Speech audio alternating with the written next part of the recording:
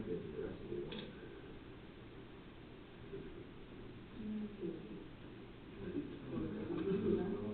Yeah, we're talking September, yeah.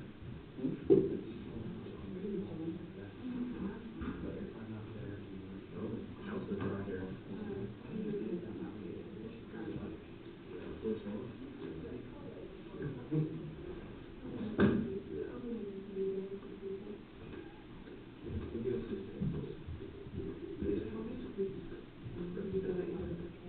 What's that? Is he coming? Hasn't heard, doesn't hold I haven't anything. heard anything not. Well, I think you start.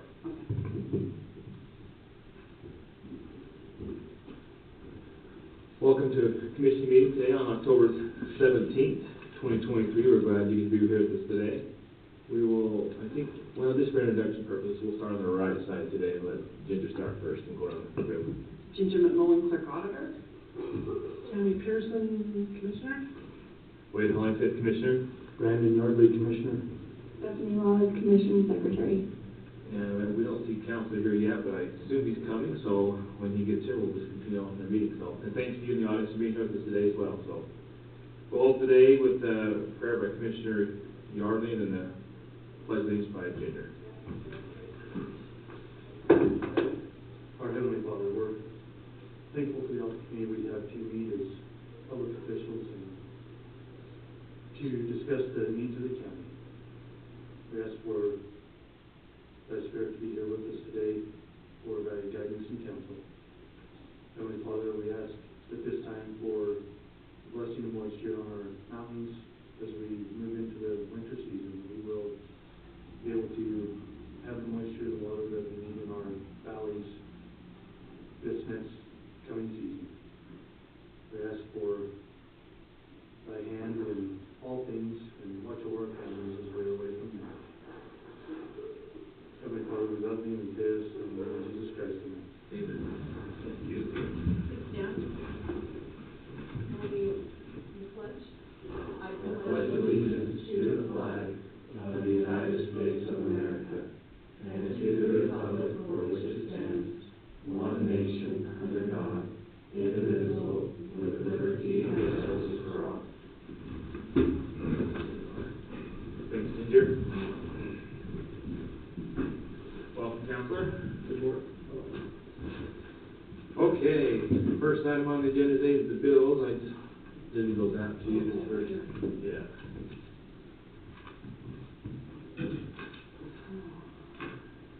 I just have one question on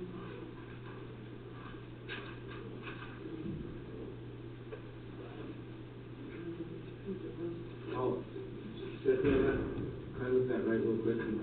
Got it right there. Back, Bach, is it Bach Harrison?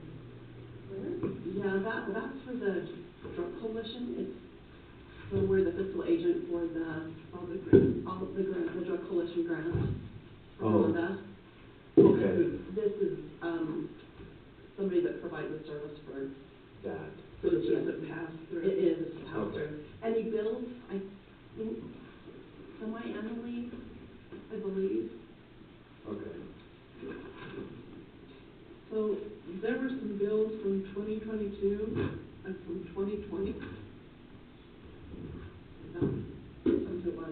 I'm trying to think of. So Beaver Valley Hospital, 9, that's on the second page. It's the new bill from a year ago. Is that the actual date? I think so. Okay, and then there was. You said Beaver Valley Hospital? Yeah. Let's go up and see. Beaver Valley Hospital. So they're advertised. Yeah.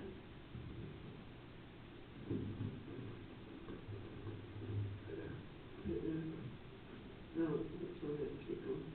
It must be the second set, because they help me together to go down. Must be on there. This one, I didn't see it. This is the October 5th. Well, then I've got. All the dates on this Here. are 9/30. Should be. It's 100. You're on, this is the, you're on the, this is the October 5th one, that you're on? Yeah.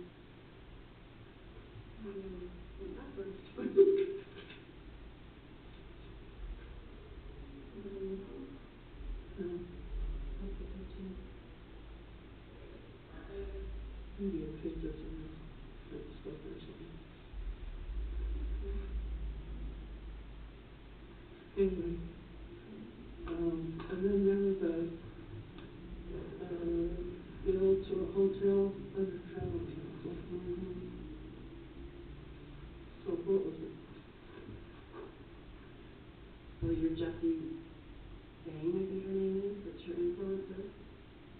She stayed in a hotel, we provided the hotel. And I think it was under Best Western. right, we paid her.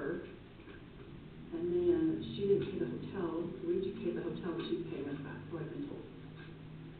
From last year.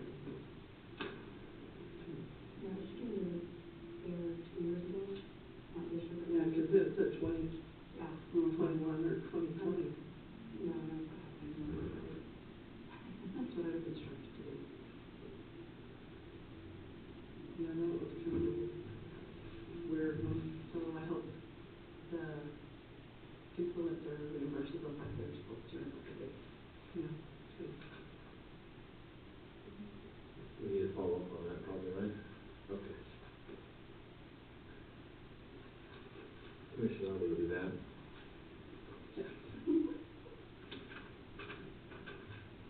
So, and then the TRT taxes, is that the taxes that are we, The late, that's late? yeah, So we- quarterly, Okay, so we just barely started paying those, right? this year. This year, okay, The second one we paid, second group we paid.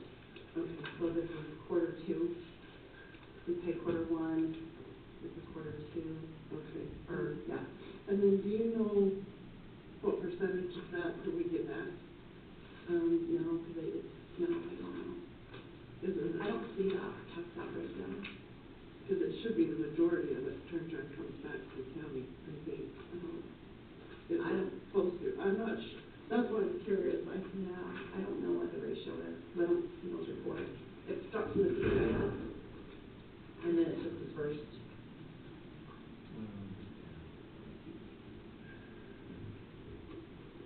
I wish I knew what the ratio was. well, I think that, the treasurer can find this. Yeah.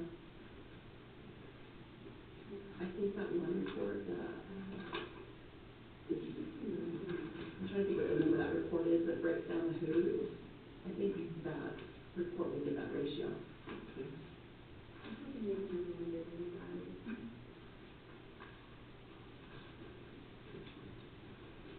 Ginger, on the vehicle repairs, it seems like everybody just goes wherever. Is there a way, I know like a lot of times on the state side, they give that out to one shop, or everybody has an opportunity to They try to share the just Share the love. county. with the local? Okay. Mhm. Right, so that we're not going to just one dealership. We're Yeah, so spreading right the now, business there's out been to a lot of all them. invoices going to one location. I'm not sure why that is, but I did bring that up to the sheriff, because I started noticing that there was one repair shop that was, Legal most of it. Mhm. Which if they're doing a good job and yeah, I think, so they must be good prices, satisfied. then that's okay. Yeah.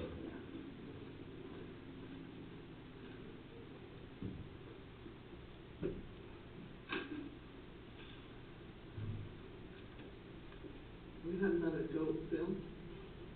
I didn't call on this one, because I'm assuming it's the same scenario where there's animals getting into the state livestock. I should have called on it, but I think they said there would be another one for the last one. which is probably the one I just paid. Yes. Did you see, this is the 9/28/2022? For the goat. No, for the inmate medical. Oh, Yeah. Beaver Hospital. Yeah, and if it has an S at the beginning of the invoice number, It does. that's the state we are reimbursed 100% on that. That's good. If there's a C, that means it's a county that's invoice. the question. Mhm. That's what I was. There may or may not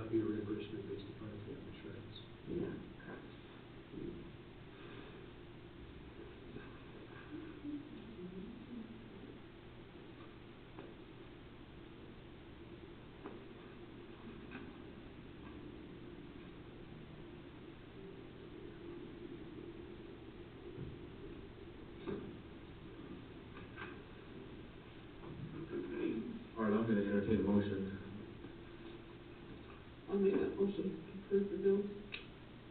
Have it recorded, signed. I'll second it now. Now we can start. Any other questions?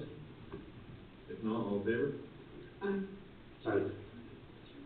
Yeah. Make it as, thank you, Ginger, for the bills and stuff, it's a tall task, and thanks for all your hard work there, so appreciate it. Nate, Brian, come on up. How are you two this morning? Well, how are you? Good, how's the drive? It's nice. Nice, and crisp out there this morning, and Nice. beautiful, right? Not as crowded as, what my Saturday. wife and family get Saturday. Yeah. Did they come to Beaver County? Uh-huh. Good for them. You're smart, good job. No, thanks for coming.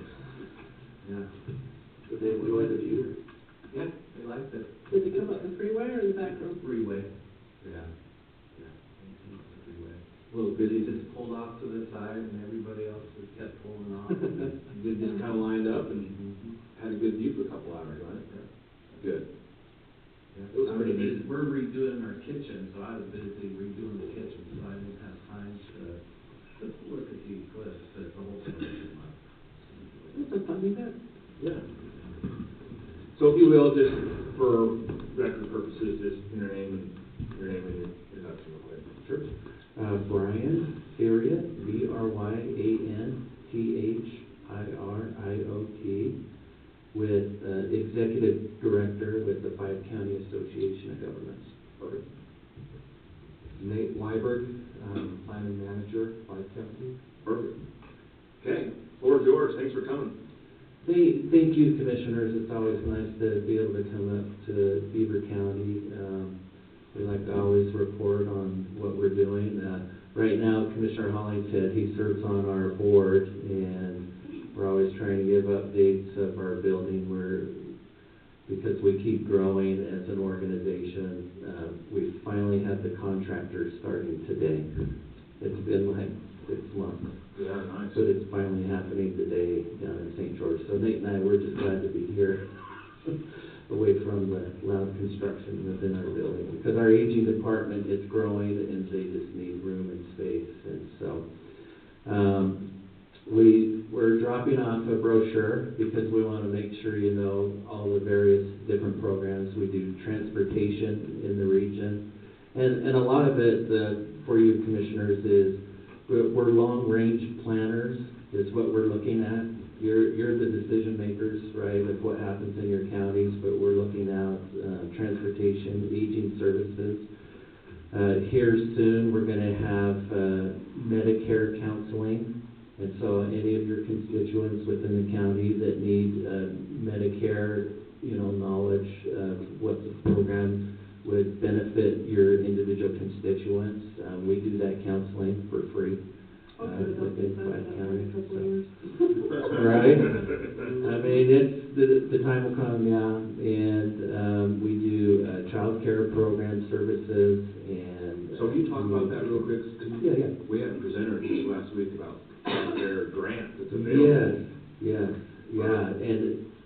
And that grant, Commissioner, was it $2 or $4 million? I can't remember. Somewhere there. It was somewhere in there, and it's really to go out to a lot of the rural areas. Yes. And so, I can't remember her name. She's from up north, came down and presented, but they really want to get that money out. Well, she's from the state, and they have the Yeah. money, and it needs to be spent, and no one's even applied for the grant. And nobody's applied for the grant, and it's really for like a business that Yeah. has Child quite care. a few employees. Yes. Take for example your hospital that has a lot of employees that need child care. Interesting. This grant will help to fund that. Yeah, they hold up the center. Yeah. Yeah. But those centers do need to be, State state approved, certified, right. and so they would work with our child care department to make sure they're, So to clarify, it's not just a child care business, it would be like a business like a hospital. That would offer childcare. Yes, yeah. But I think it could go for both, I'm not positive on that. Because we were just learning about it, just like Yeah. you, Yeah. that day. Anyways. So childcare, we do community. Nate will talk about our economic development and community services. So how do we get that information? I can get it to you. Yeah. I've got a flyer at my desk back. I will. I think we send that should off get it to to you. us and get it to maybe Jen, who's our economic development, they would get out to businesses, so they can at least have an option if they wanted to create a place or Cause something. is it kind of, was it Amy Winter? No. No. It's not No. under the part, was it, another state department? Yeah, Yeah. oh, I forgot her name. Yeah, I met her just that one time, so. You get their information, that'd be I'll great. get that information to you, commissioners, right away. So, Nate's here, he's gonna talk about our comprehensive economic development strategy, or our SEDS for the region. It just finished, the board approved it. Yeah, so the board just approved our, the 5-county economic development strategy. But it's an important, document that 5 counties in charge of updating every 5 years. This time we had to update it 2 years early because, the Economic Development Administration wanted us to be on the same track as the rest of the state. Somehow, I don't know if it was from the beginning or what, we were a couple of years off track with the majority of the state AMGs. And so it just got adopted. We set up a lot of stakeholder meetings throughout the process over the last couple of years. We also sent out business surveys that we sent through the Chambers of Commerce. That was something new we did this time. We wanted to see what the businesses actually thought our strengths and weaknesses and our opportunities and threats were. We reached out to our county economic development staff and also sent emails to the 5 county steering committee. That way. We also put together an area sector analysis plan and used information from that and a few other studies and data sources such as the Department of Workforce Services. We're all using that plan. This plan is really important because if a county or municipality wants to apply for a grant from EDA, if you don't have an updated SEDS, that's what the acronym for this plan is called, and you can't get the funding. So it's important to have that in the case, in the instance you want to go to them for funding. Other things that are going on, our department, we're in the midst of trying to get out to all the communities. Once a year, we like to try to visit and do a survey with all of the cities and towns in the region, just to understand where they're at with their general plans and what kind of assistance they might need. So we just started that process again. And as far as Beaver County, one of our planners is working with Minersville, helping them update their general plan. So when they're done, they'll be up to state code on that. And Beaver City just got funded through the Community Development Block Grant Program to do ADA at the City Hall. And a few years ago, we did a road over by the cemetery and the elementary school. And so we're starting, so Kevin, our planner that helps the communities update the general plans, he'll be finishing up about 5 plans across the region, and he'll be starting up a new round in the next probably 2 to 3 months. So we should be about the end of ours, I think, or something. Yeah. Not sure what the timeline that is, but we're redoing our general plan right now. I think we're on time, like, within 90 days. Is that for the housing, It's our whole Oh, general it's plan. our whole Yes. We're tied up with engineering. Okay. Yeah, they do a pretty good job too. November is what I remember. It's, because they've been working on it 2 or 3 months already. Yeah. They've been 120 dollars, I can't remember. What else? Okay, so we just, a few weeks ago, ago, we held these community development block grant how to apply workshops. And Cody, one of our planners, has been meeting with those interested in applying to make sure that their projects are eligible and getting them going in the right direction. It's quite a process, and so that's what he's been up to. And we hope to help communities in the future write grants or review. If you're putting together a grant, we'd love to just be a second pair of eyes or any economic development project, you need a letter of support or anything like that. We want to help assist on those types of things. So. And as I look at Nate, I think of the active transportation and trails. If that's something the county's looking at, we'd love to help with that for you. We need to get Washington County done on their high desert trail. Yes. Where's that at, Commissioner? Well, we're waiting on BLM. Okay. BLM did a whole, screeching halt to it, and they're doing an EA statewide.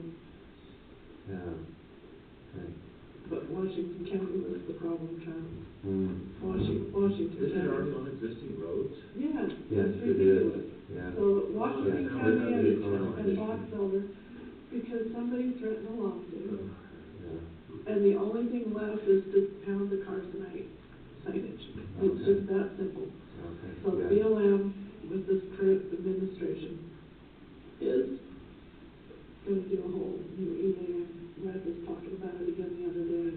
We should. For the high desert trail? Yes.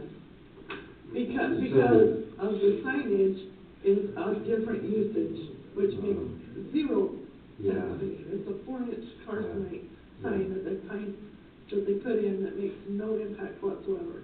Yeah. But On an Also, they're existing, doing on where the signage is going. That's what the whole EA is about, it's just for the sign. yeah, it's 700 miles worth of signage, and those little Carsonite are 4 inches wide, paper thin. Quarter inch wide. Yeah, Mhm. makes no sense whatsoever. So you updated me, I appreciate that, update. Because I followed it, right? I was there when the legislation was written back for Washington County to have a high desert trail Yeah, with the BLM. yeah. So, Well, it's stupid. It's just stupid. yeah. Because we should already be up and running. We're trying to have like a grand opening because we were funded a year and a half ago. Right? And $1 million, they bought the Carsonite, they bought everything ready to go, and then just, Okay. anyway, we got, but Dave Jacobson, who, he's the one that was running it, now he's moving on to, do you guys know him from BLM? No. So he's the trails guy, in Cedar City, but now he's moving into the state office of the BLM, but he will actually have a little bit more authority that way. Okay. And then the last thing I wanted to update you is we're going to be asking for capital improvement lists again, as we do every year about this time as we're gearing up for CID. There's not a lot of money in CID. We don't expect a lot, but for your list, I would just say start with what you put together last year. No point in recreating the wheel, and if you need to add anything to it, let's do that. What's your deadline on that? It'll be in January, Okay. usually. Time frame, not deadline. Yeah. Okay. We ask for those in January, but we give some, if you're not applying for CDBG and only a CID project, then we generally overrule. So the SIDS, or what did you call that? The SEDS? SIDS? So the SEDS, that's the Comprehensive Economic Is it Development. done? Is ours done? Ours is done, and the board approved it, and it's been submitted onto the federal website called Stamps America. We also have it on our And that brochure, website. our website has it. And Pull it down. I was just wondering if Beaver County got things done.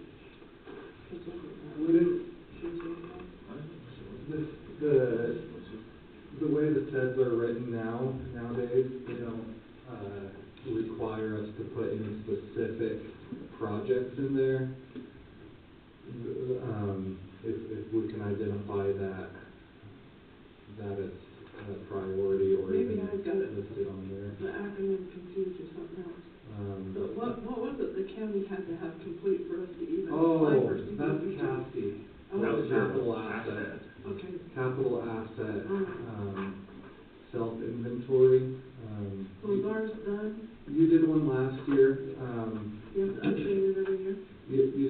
folks will turn it in every year.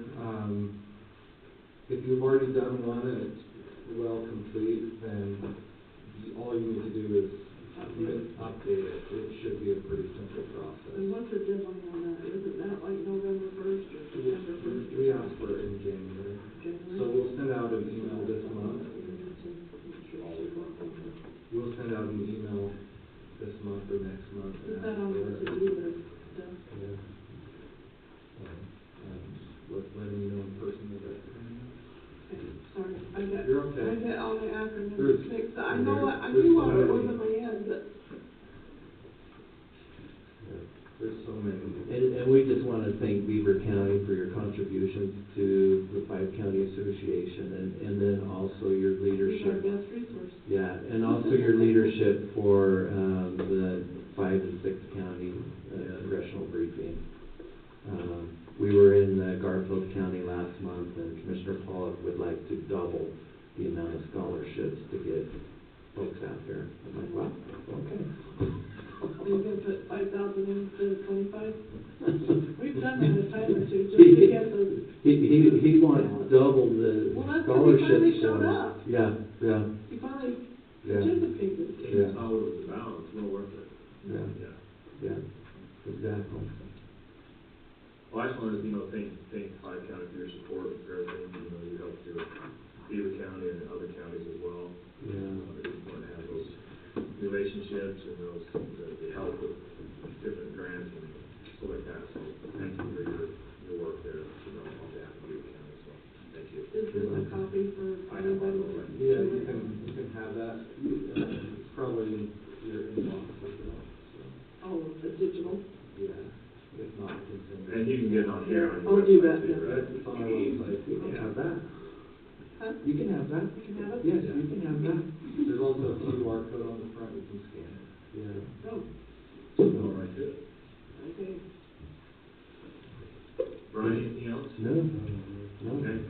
Thanks, you guys. Thanks. Appreciate Thank you for it. Thank making you, time for us. Commissioners. We appreciate it. Oh, yeah, thank you. Always good to see you. Yeah, for sure. Keep us on our toes. Thanks for having I us. think- Keep us on our toes. I think we'll be having another Five-County briefing here shortly. Okay. We're gonna get prepared to send those invites out in January, Yeah. so that's the plan. Yeah. Okay. Plans also to get a member of Congress in our region too. This is true. I think it's already done. Okay. Okay. Thank you, All guys. right, See you later. thank you. Allison, you in charge of this group? Well, we tried to. Come on up. Ooh, You're gonna bribe us first? Thank you, thank you. Can you reach that? Thank you. Nice.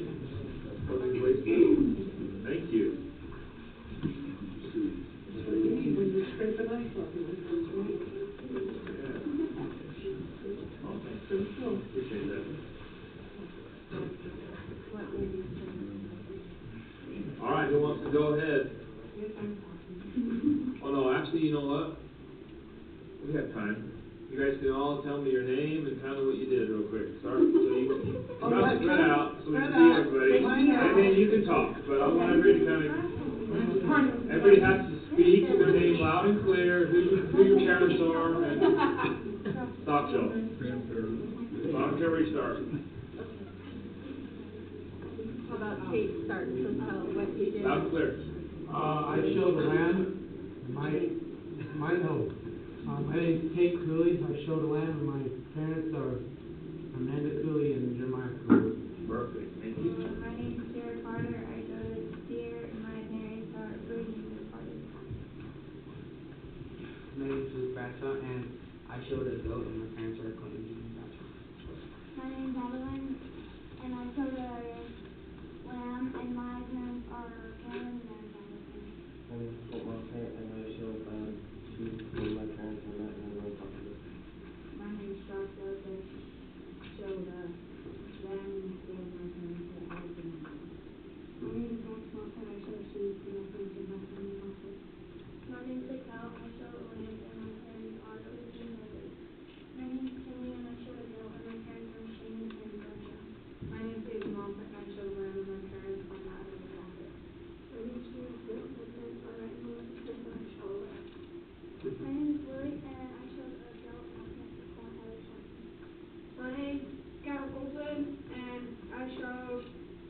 Dave and my student Nicholas. And my parents are, Heidi and Mommy.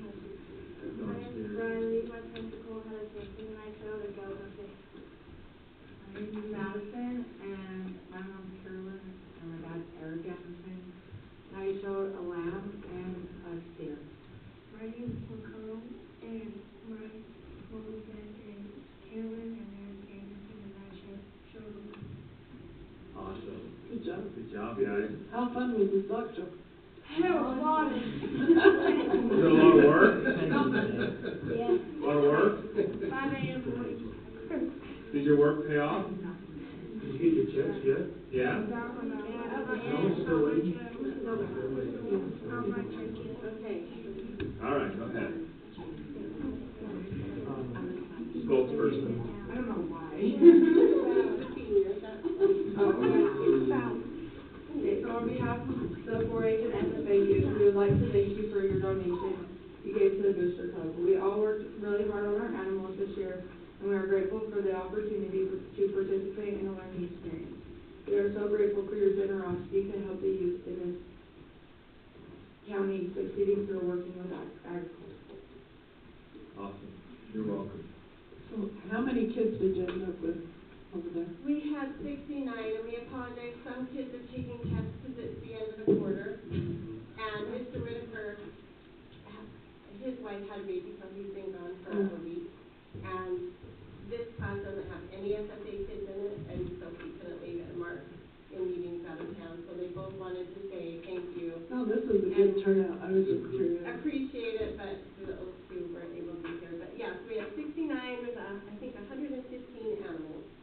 So, a lot of work. That is Yes. awesome. It was fun. I missed the first day, but I got there the last two, so it was, you guys did great. I tried to watch most of you at some point in time, but just bidding and showmanship is basically all I got to see and watch the sales. But looks like you made good money. Yep. You ready to do it again next year? I'm doing it. Good, that's, Everyone's doing it again? These kids, you can see they're just really great kids that, know how to work. That's the good thing about doing this. It teaches you some responsibility and how to work, and then always being, doing good things, and it pays off in the end, right? So that's awesome. Yeah, thank Do you you. mind if we get a little picture? Yeah, let's do it. That was my next question. Thanks for coming back, too.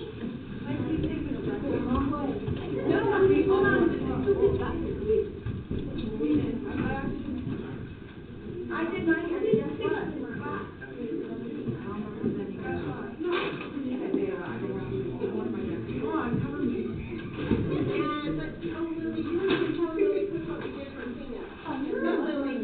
Oh, that's it.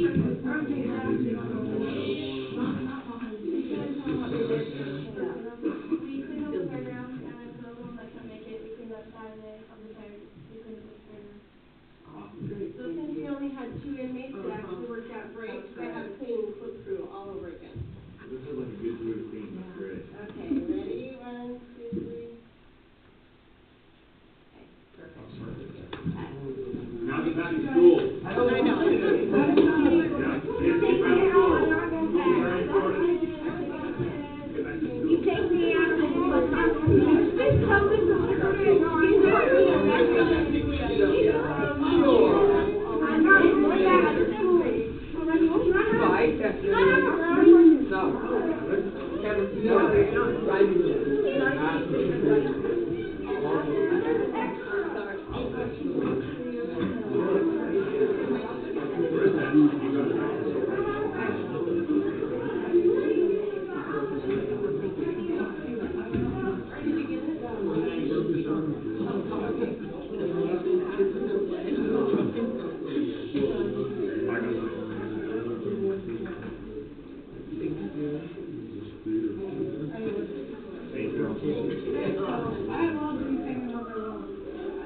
Now we're headed back down to the big meat to run the chicken. Thank you. Oh, I passed it over here. Okay. Oh, no, I got it. Wherever they go, yeah. Okay, Kyle, see somewhere in the back? Can't see him. What? Give up. Kyle's here. It's not on this thing now. Okay. That's how we did it last meeting. She was on there for a second, but she's not there, right?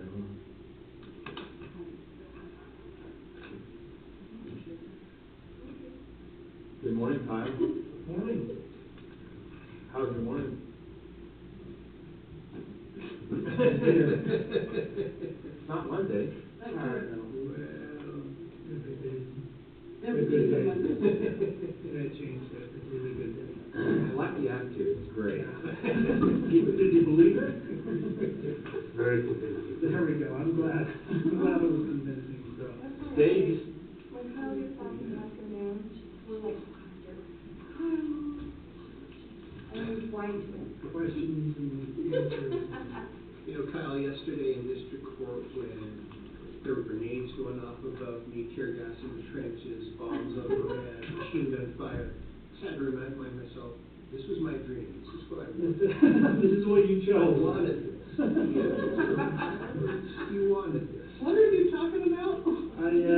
District court yesterday. Oh, geez. You should come out and watch it, try to bring it back to popcorn. Yeah, Good show. I'm sure it's pure entertainment, actually.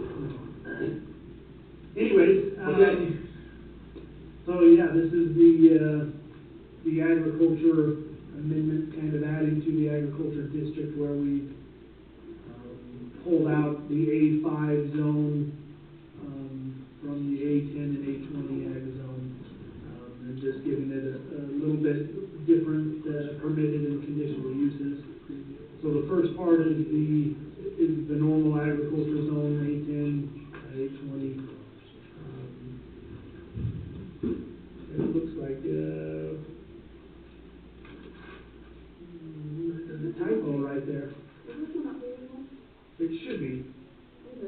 yeah, agriculture is. Well, the agriculture 10, and then the abbreviation is There's A5, all it should kinds be of bad A6. Yeah, spelling there. there it is. Two different. All three of them are spelled differently. Are spelled different. Yeah. We'll make sure we cover our bases. See, there we go. Let's see, if I can, we'll do all three. The computer doesn't do any of that for you anymore, it looks like, so. I will. I'm not gonna critique that, I grew up in Myers,ville The A5 needs to be removed and put A10 right there in parentheses as well, so, yeah, there we go. I don't know if that is the updated, maybe it is. Anyways, so, the agriculture, where we've updated it and added the A5 separately, so. I got you.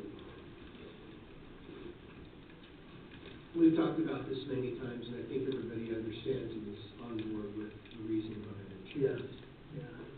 So anyways, yeah, the first part is it's supposed to be the 10, 20, and agriculture 20 FM. And then the next section would be the A5, where we remove some of the permitted and conditional uses to make it more in line with your basic agriculture, not in industrial or industrial ag. So The second one, you can put an I in there. Everyone's just breathing down your neck. Oh, yeah. Sorry to keep you tired. I'm not breaking down anyone's and neck. then that right there is 10. Yep. Awesome. There we go.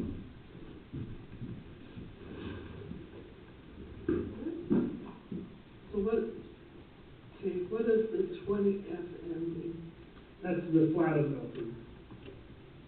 The flat of Milford?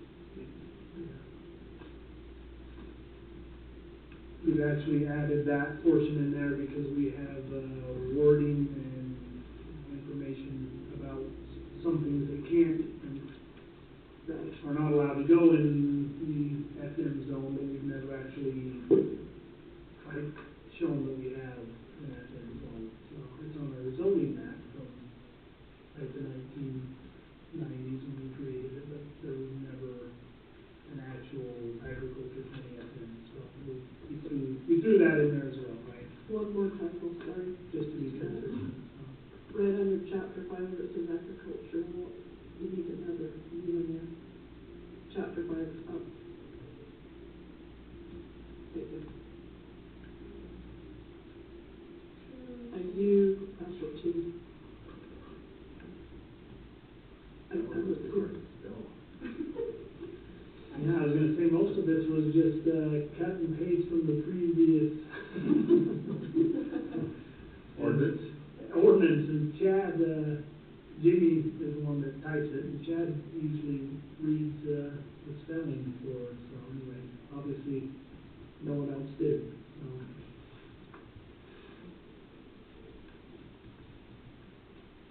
As long as I go through too many times, it's probably okay.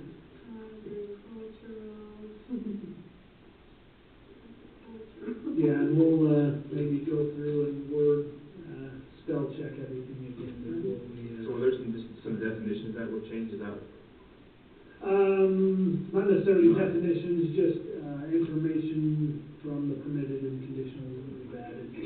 We're currently doing definitions right now, planning and zoning, we'll actually be discussing them tonight, on all of the many definitions that we need to update or add into our ordinance, and so some of those that we discussed before will be added into, in there as definitions, and then those that are approved will come to you guys after the public hearing, so.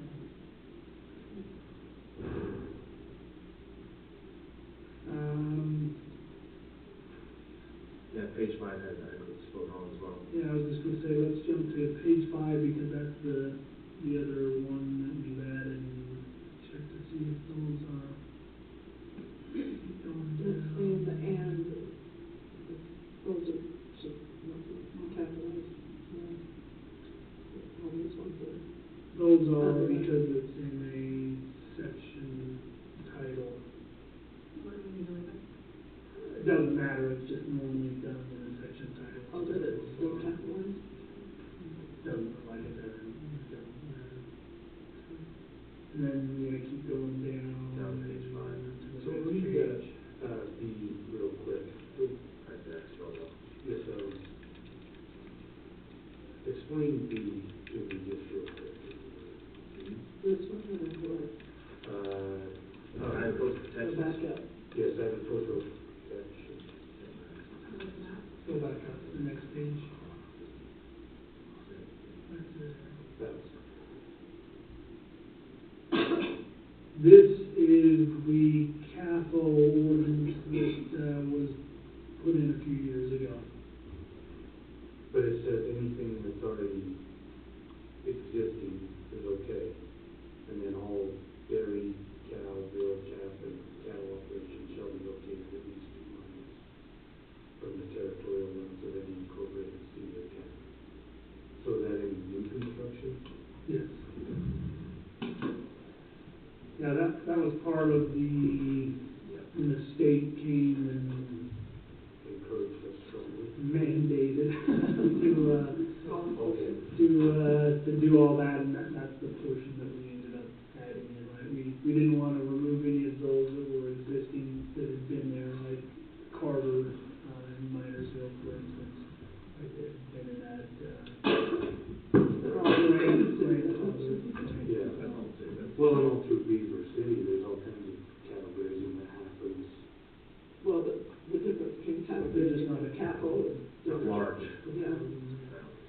The Carters in Beaver County, unless they put that in the annexation portion. They did not put it on Okay. the annexation. Okay.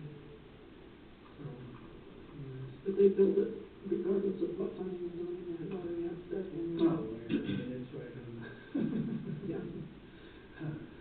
Anyways, so yeah, that's what that, agriculture protection. Okay. We can continue down and keep looking for spelling on this. Well, you fixed that one on page 5, right at the top of it. Yes.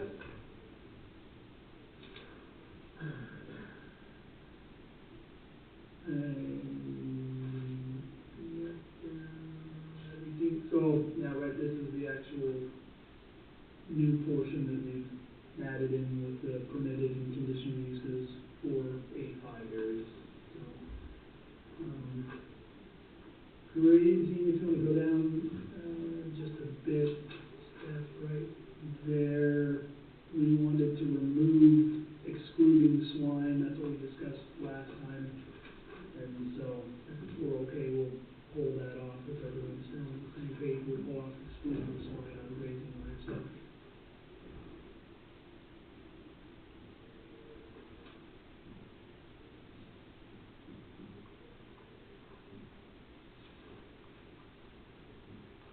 Do you guys have an issue with that?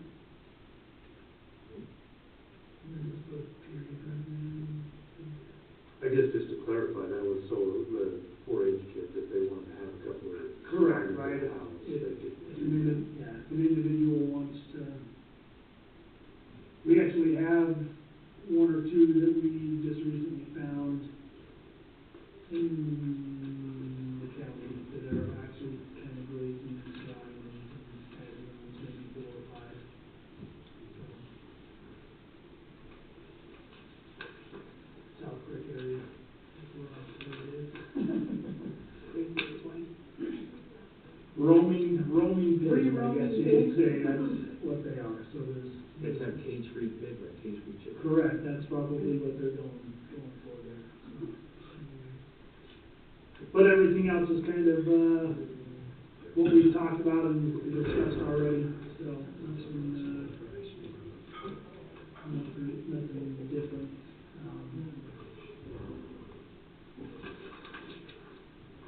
Okay.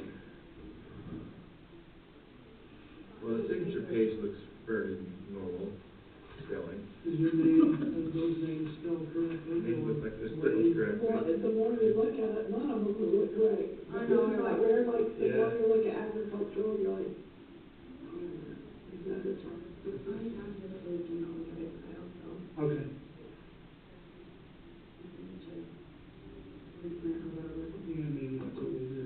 Just, we'll go back and I'll have Jeannie double check spelling one last time. And have you guys sign after we do that. I mean, can I sign this page now, or do you want me to just acknowledge the noise? You could sign that page, right, and then. Is everything corrected on that page? Yeah. Is there any agricultural on that Looks one? good, notification.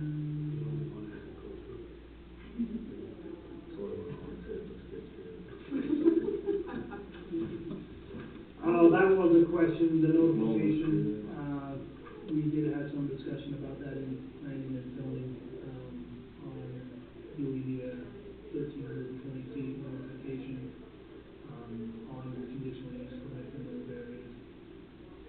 Why did you choose that number? That's what's State already notice? there. That's, Oh. well, no, state law doesn't require any notification, right? Because the issue when you have a conditional use permit and you have notification, Who goes out and measures that?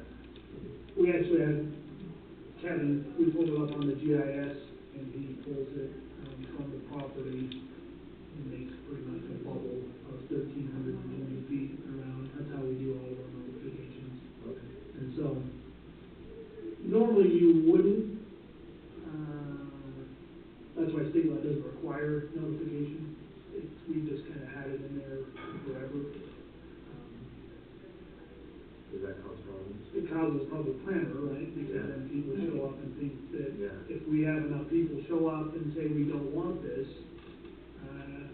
and then, like, the county's obligation is, we've already said that this can go here, and as long as it meets the minimum requirements, so. So is it necessary? It's not necessary, but it was, we ended up leaving it in there after a lot of debate. So I just said, well, let's leave it in there, and then, I'll bring it up to the county commission and see what you guys think. But again. I mean, is it helpful? Sounds like it's It causing kind of some grief. opens the can of Yeah. worms, I'd say. I think if we leave it, for sure, we need to adjust the letter and communication that we send out to explain that this It's is already is. Probably is. the type of, decision that's being made, right? It's, Just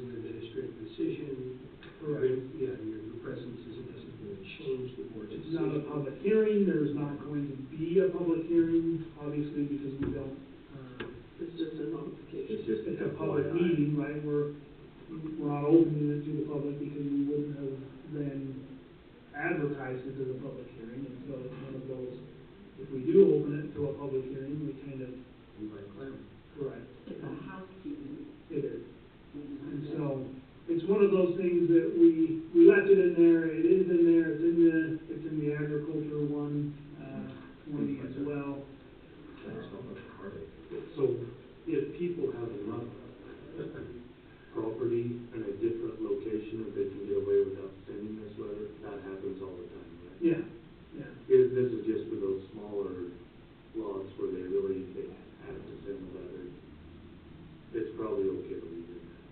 I don't know what your discussion Well, was. it's kind of a transparency issue too, I think, because, but I don't know. But like Commissioner Hollings had said, why is 1320, why is a quarter mile the important one? An arbitrary number that You're you're right. right? But it's within that, right? Yeah. Not excluding it, or, But at 1,500 feet, it's okay. At 1320, you've got. 1321, you're okay. Yes, exactly. Right. That's why it's one of those arbitrary when the state of Utah used to require notification, and then we just never removed it from. but do they not anymore? No, right, because again, it's an administrative As long as it's all decision. I've removed most of them out of all ordinances. We had a 2-mile one for Gravel pits. and then we had a 2-mile one for dog kennels.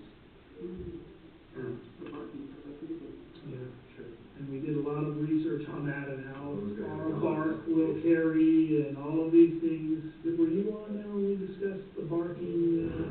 I think I missed out. Darrell Davis was, I know Darrell was on there. That's been 2 years ago. Correct. So anyways, it's one of those. My neighbor has one of It's a those. tightrope that we're walking, right? Because if we don't get noticed, then we get accused of, oh, you guys are doing some sort of shady deal with these people and No you're not. transparency. Yeah, no transparency, no accountability. But on the other hand, when we do get noticed, well, then, yeah, we invite clamor and it turns into a huge production, so we can't win. We can't win either way we do this. And that's why the state kind of removed most of it. And we don't have any notification like in an NE zone, right? We don't have any notification whether you're a neighbor or whether you're 2 miles away. There's no notification. Most of the residential, there's no notification. Most, all of the commercial, there's no notification. But for whatever reason, we've left it in the agricultural zones over the years. So. We're in the agriculture friendly zone, so it seems like we're not doing that. Yeah, I mean, anyways, it's one of those, I could see leaving it in the A5, Sure. but in the A20 in that, I would probably say that would most likely be removed, just because 20 acres, 30 acres, 40 acres, 100 acres, like Brandon said, Commissioner, you already said it to me, right, you can have a piece of property that you don't have to send any notification on if it's large enough. Right. I agree with you, I think 5 acres would make sense, but anything above 5 acres, yeah, I don't think so. Yeah. So this is something that the commission can pull out or change, or Correct. alter, even though this is what the planning and zoning recommend. yeah. We've already had our public hearing on this, right? Everything's had public hearing and everything, so. All these changes that we're doing right now is something that you guys are able to do. The planning and zoning recommended this stated. Yes. It was unanimous. It wasn't unanimous. Much debate. Was not unanimous?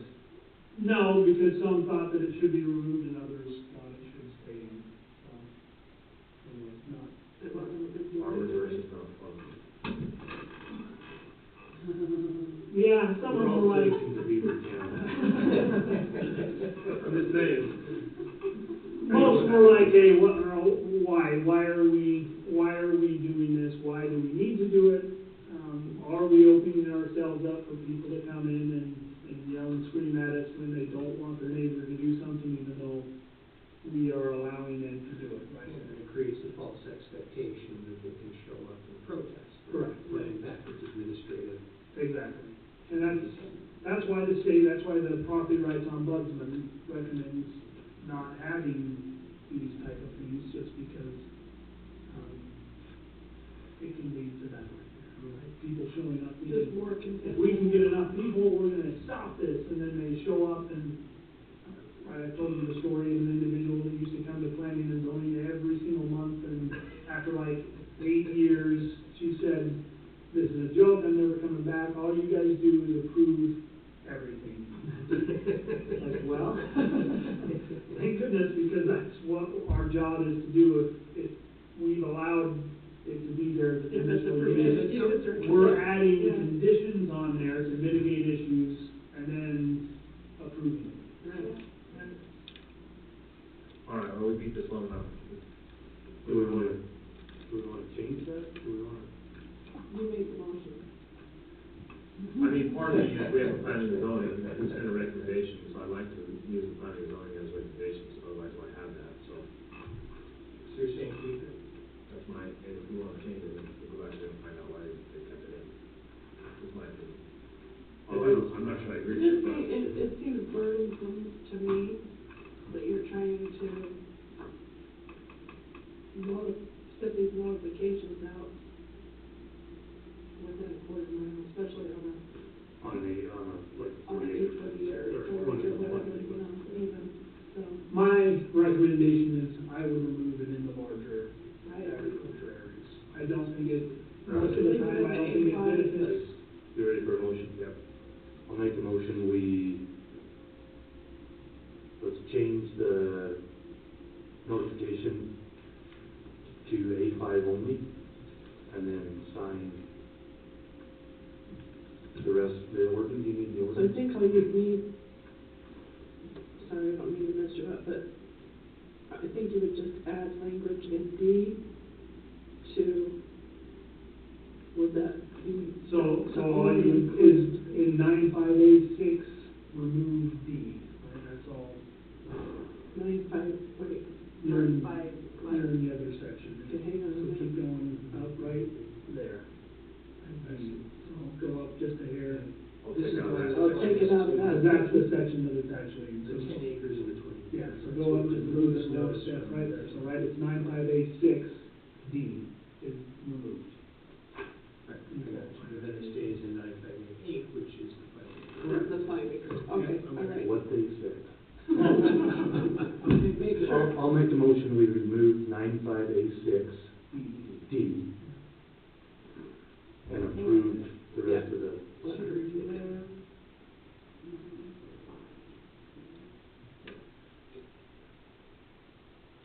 From D.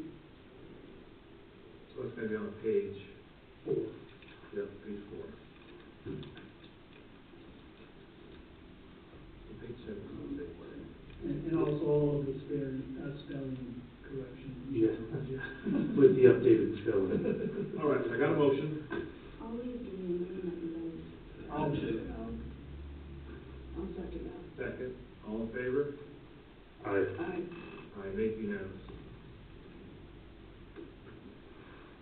Okay, thanks, Kyle. awesome. You're up next on the docket, I think, Budget. building department budget. Yeah. I don't know if you guys want file version? Yep.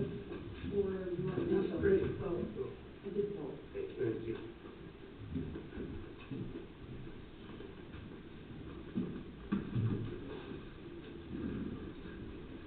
This is the back page, too, I signed it still, so this should be good.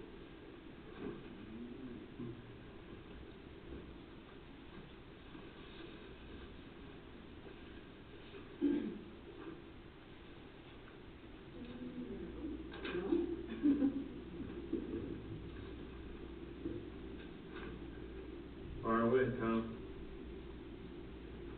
Yeah, so pretty much everything, the same through there, nothing really changing. Did go up a little bit on fuel and that, just because of the unknown of what fuel's going to be like. There is,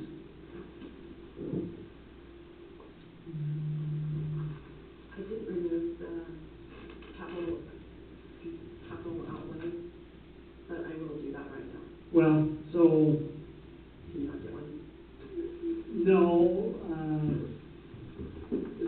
actually may do Jared's. I didn't know the year on his and the mileage. And they actually do Jared's next year, so maybe we're checking things off prices.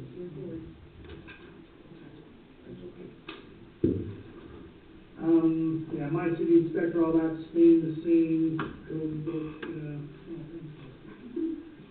Sweeten you up today. yeah, I'll need it, right? So, You said they're not increasing the cost of my inspector? no, they were That actually maintenance is gonna be the same. going to, they sent some changes, about 3 months ago. And they said they would let us know by the 1st of October. And as of right now, they're saying that it will stay the same. It was going to go up to 2,800. Anyways, it looks like it's gonna stay the same,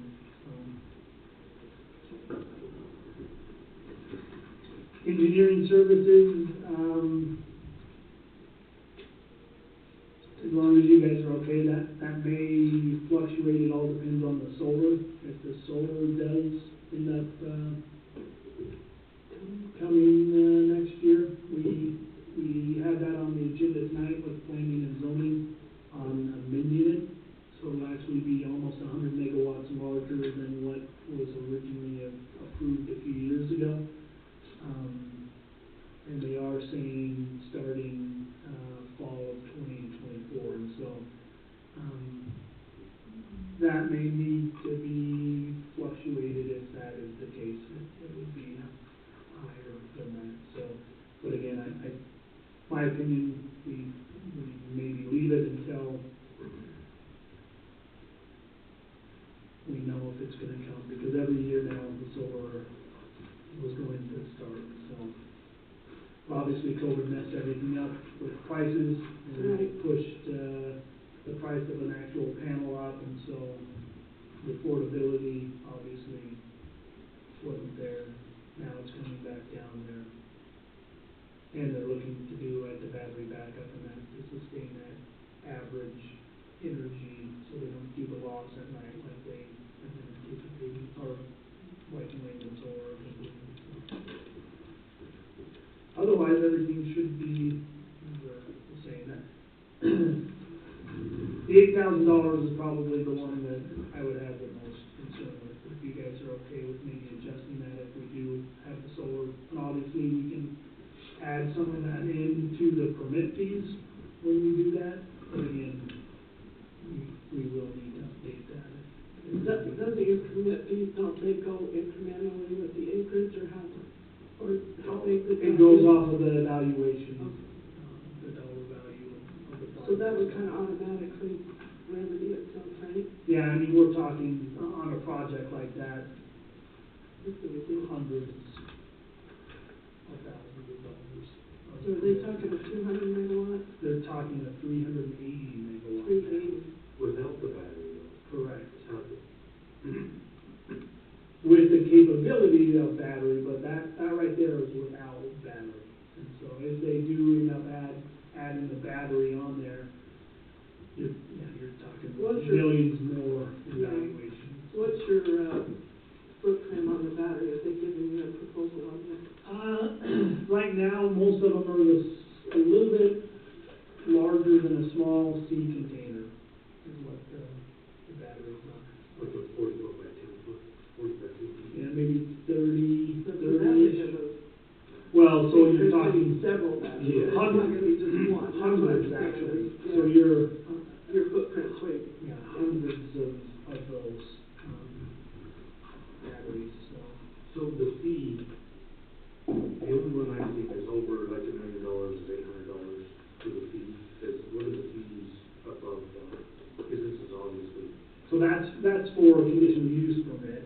For the building permit, the fees pretty much $1 million is around $5,600. So then it goes up like Incrementally. Yep, from there. And then obviously the larger you go, we do cut it back, right? So, if it's a $300 million project, it's not 300 times 5,600, because I mean, that would be nice, I wouldn't complain about getting almost $1 million in permit fees, but yeah, right, that's not how it goes, it cuts down the higher the project goes, so.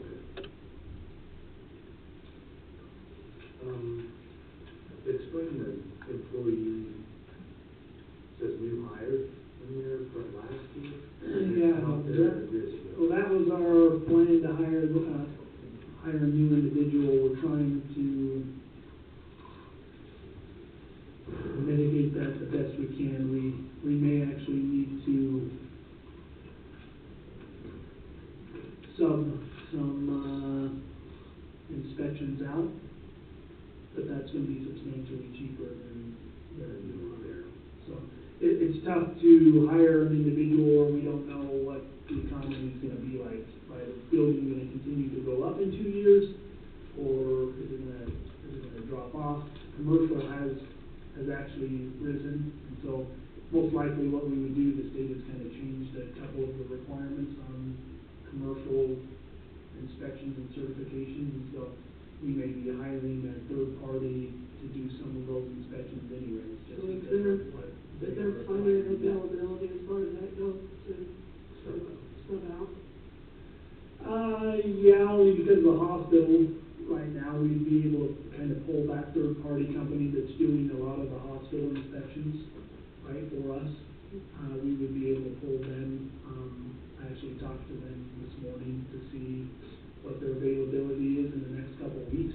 To me, that makes more sense right now, because you don't have to train somebody, and you can't hire somebody qualified, or Correct. trying to get Exactly. somebody qualified. And that's the issue, right, we've talked about it before, I mean, there's, in the past 2 weeks, I think there's 4 job openings that have opened up in the state for certified building inspectors, and they're not filling them, it's the certification and the requirements that the state is putting on has gotten worse.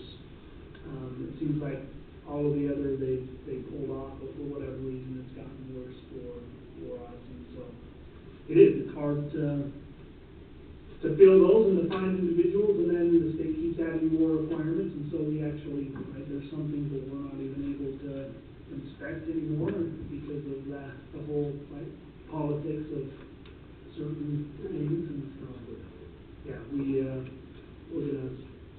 we're gonna have to hire some third-party inspections on school services just because of the way things have gone. And Jamie's doesn't come out as a salary on the building? No, she comes out of She does the all the work. Correct.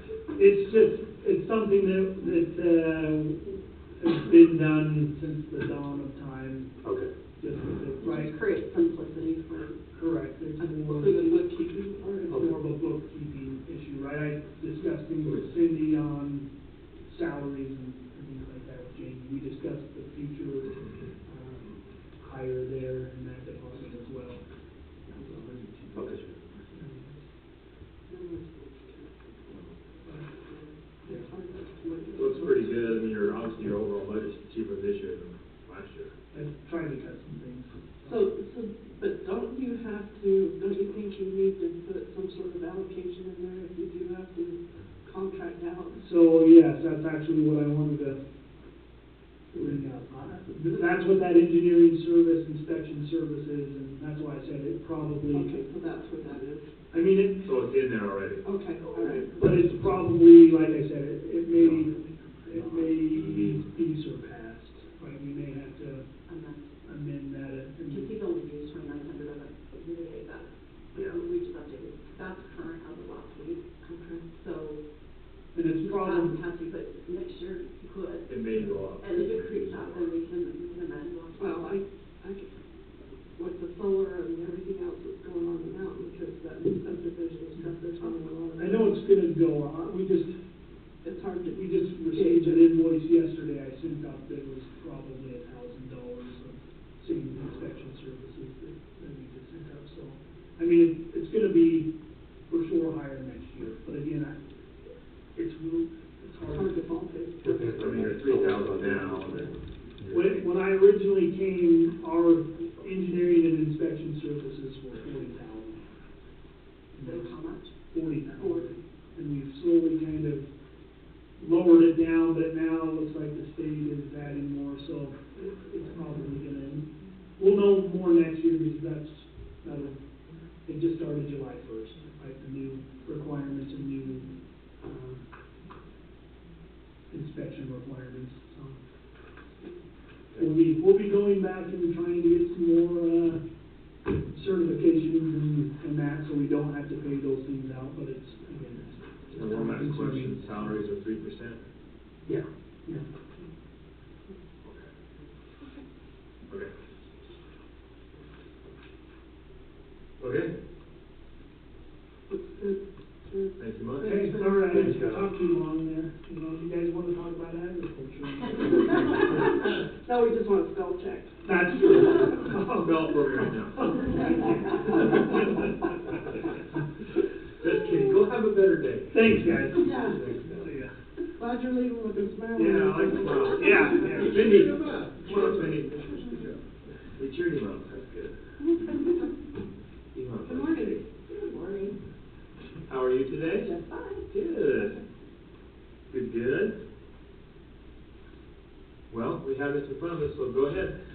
Okay, well, we've got that we want to get a full-time employee for half a year from July to December. I will be retiring at the end of next year. What? Jamie, yep. Jamie will file, and then we need, like they did at the city when they got Patty to do that. When Bruce quit, he came back and worked, it was only like part-time, but for the first little while, for the first 6 months, it was pretty much full-time, trying to get everything done. And then after that, he went for a year and a half or something like that, where he came and worked as, I was going to be gone or something like that. But I don't want to do that. Oh, the same. You just want to Aren't you gonna do that? I want to be done. You wanna retire? And so, yeah. We have Officially? plans. Yeah, officially. I can't retire from the, the house and all the other stuff job, but I can retire from this one. But anyway, so that's why we are asking for a full-time employee. Kyle and I talked, and we decided $18 an hour. We couldn't get somebody good unless we started at that. So that is for the $18 an hour to get somebody to do that. And the other thing that went up in mine that doesn't really, it's the grant. Usually the grant we've gotten for the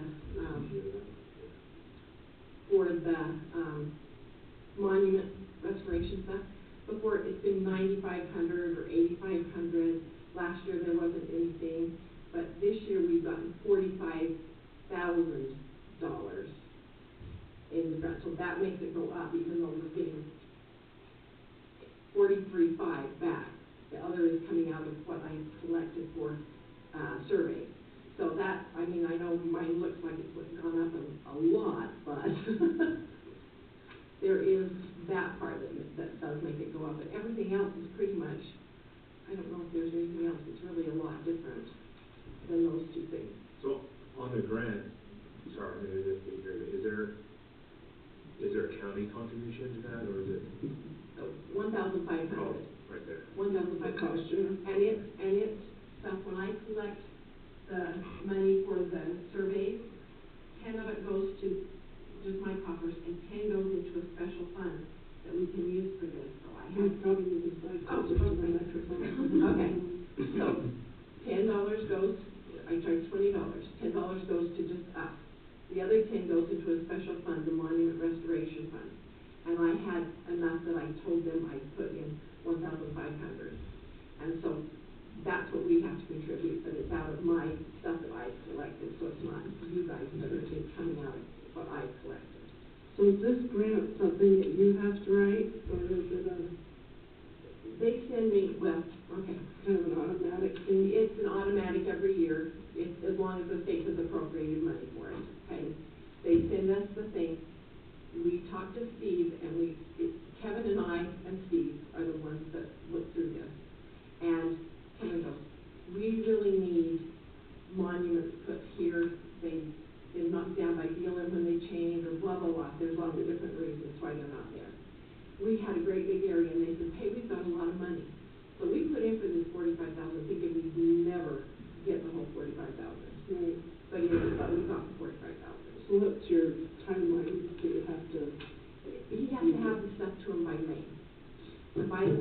he's already working on it. I said, we can't pay you until next year, but he's already working on it. He says, this is slow Chinese pistol. I'm working on it now, even though I know I'm. So this is Steve or this is Kevin? Steve Bolton. He's the one that does it. He puts the proposal, says, I can do this much work for this much money, and that's what he put in. So every year, we do that. So it's kind of a revolving one that we do. Ginger knows all about it. Yeah, it's 100% reimbursement. Yeah. If the post-performance, 100% reimbursement. Yet your employee benefits is down 10,000 from last year. We'll correct that. We don't have, I disregard that because I just put in a figure for place market. Because we don't have final. Idea where we're gonna be, right? Yeah. Yeah, and with that, another employee. I don't do anything without I have no idea. What happens. So really, everything else is pretty much the same, looks like, Yeah. just that grant and that extra hire. Yeah. Okay, any other questions? Mine's not as complicated as Kyle does. We appreciate the Same question, you did a 3% on your. That's what I do every year. You guys do what you do. That's what I put in every year. So that's just my standard thing. Okay? Are we I good? didn't do the math, I just have. Yes. Thank you, we're good, appreciate it. Thanks, and Thank you. Corey, you're up, but we are gonna take a 2-minute break, per minute. You can walk real slow to the front if you want. Thanks.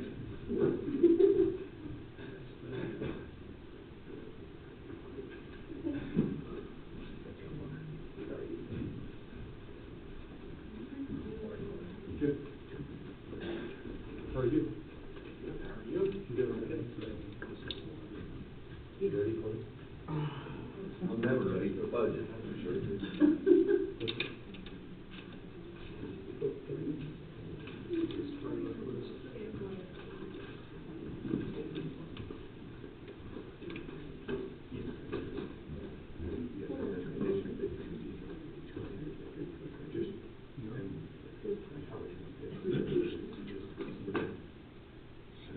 I run different methods and it was that was what they were behind. She's really a scientific method.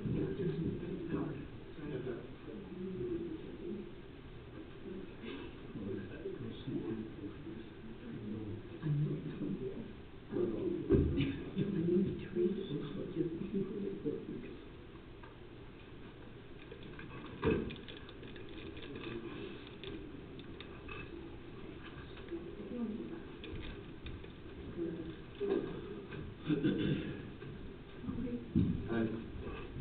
Thank you. Well, thank you.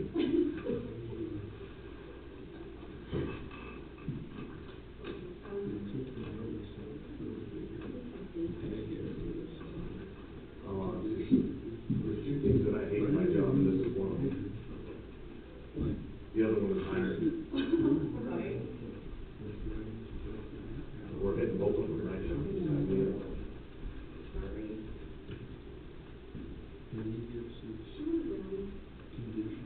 No, I'm good. I'm way good. Good.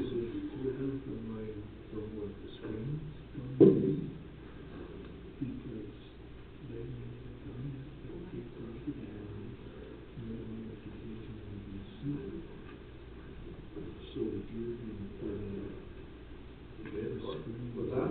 Everything's good? Yes, they're all right. It's my day today, Kyle's the same way. What are we gonna do? Do we all hate budget time the same, or? Pretty much. Maybe. I do. All right. We're resuming back from our recess. Moving on to the next item on the agenda is road department budget with Corey and UDOT right away. So, budget first, Corey. I'll be honest, this is the one thing that I hate with my job, yeah. The one thing? Probably one of two. Two things, okay, go to two. Shoot. everything on my budget's so unknown, Volatile. and I'm hoping that I did it right, but Hopefully you guessed right. I don't know. Wages, 3%, with the exception of 2 employees. I felt there needed to be a small increase to make them, what's the word I'm looking for? Put them in the position that they're in, that they're already doing, I should say. I felt that they've been lagged behind in the past, so. So these are the ones that we already did. This is in addition to, the ones that we already did was separate than these, yeah. There is a discrepancy, that's the mayor, Oh, yeah. and that should be Cutler Edwards. What's the cover? Oh, where Dax is. Mm-hmm. I'll fix that. I'm not sure.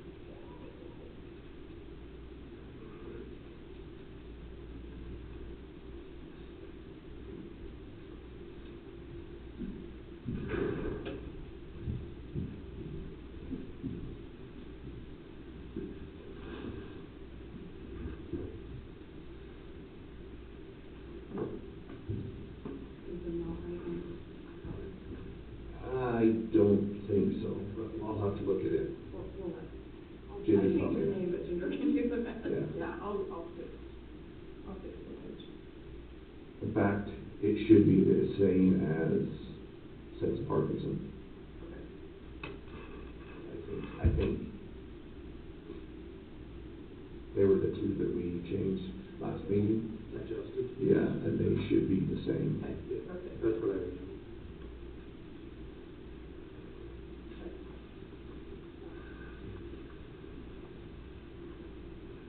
Any other adjustments? No.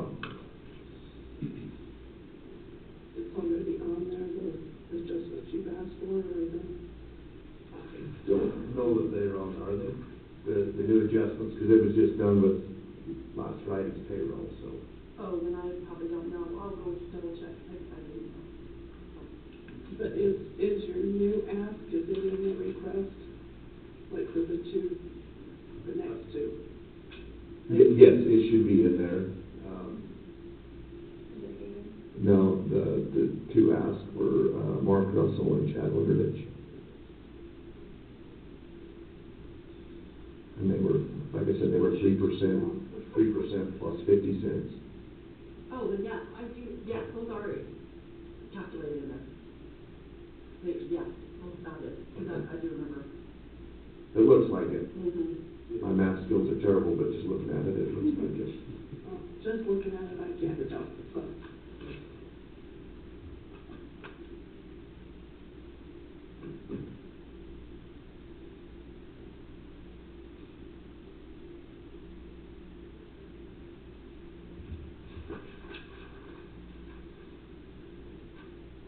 The only thing I have not calculated in there is the overtime.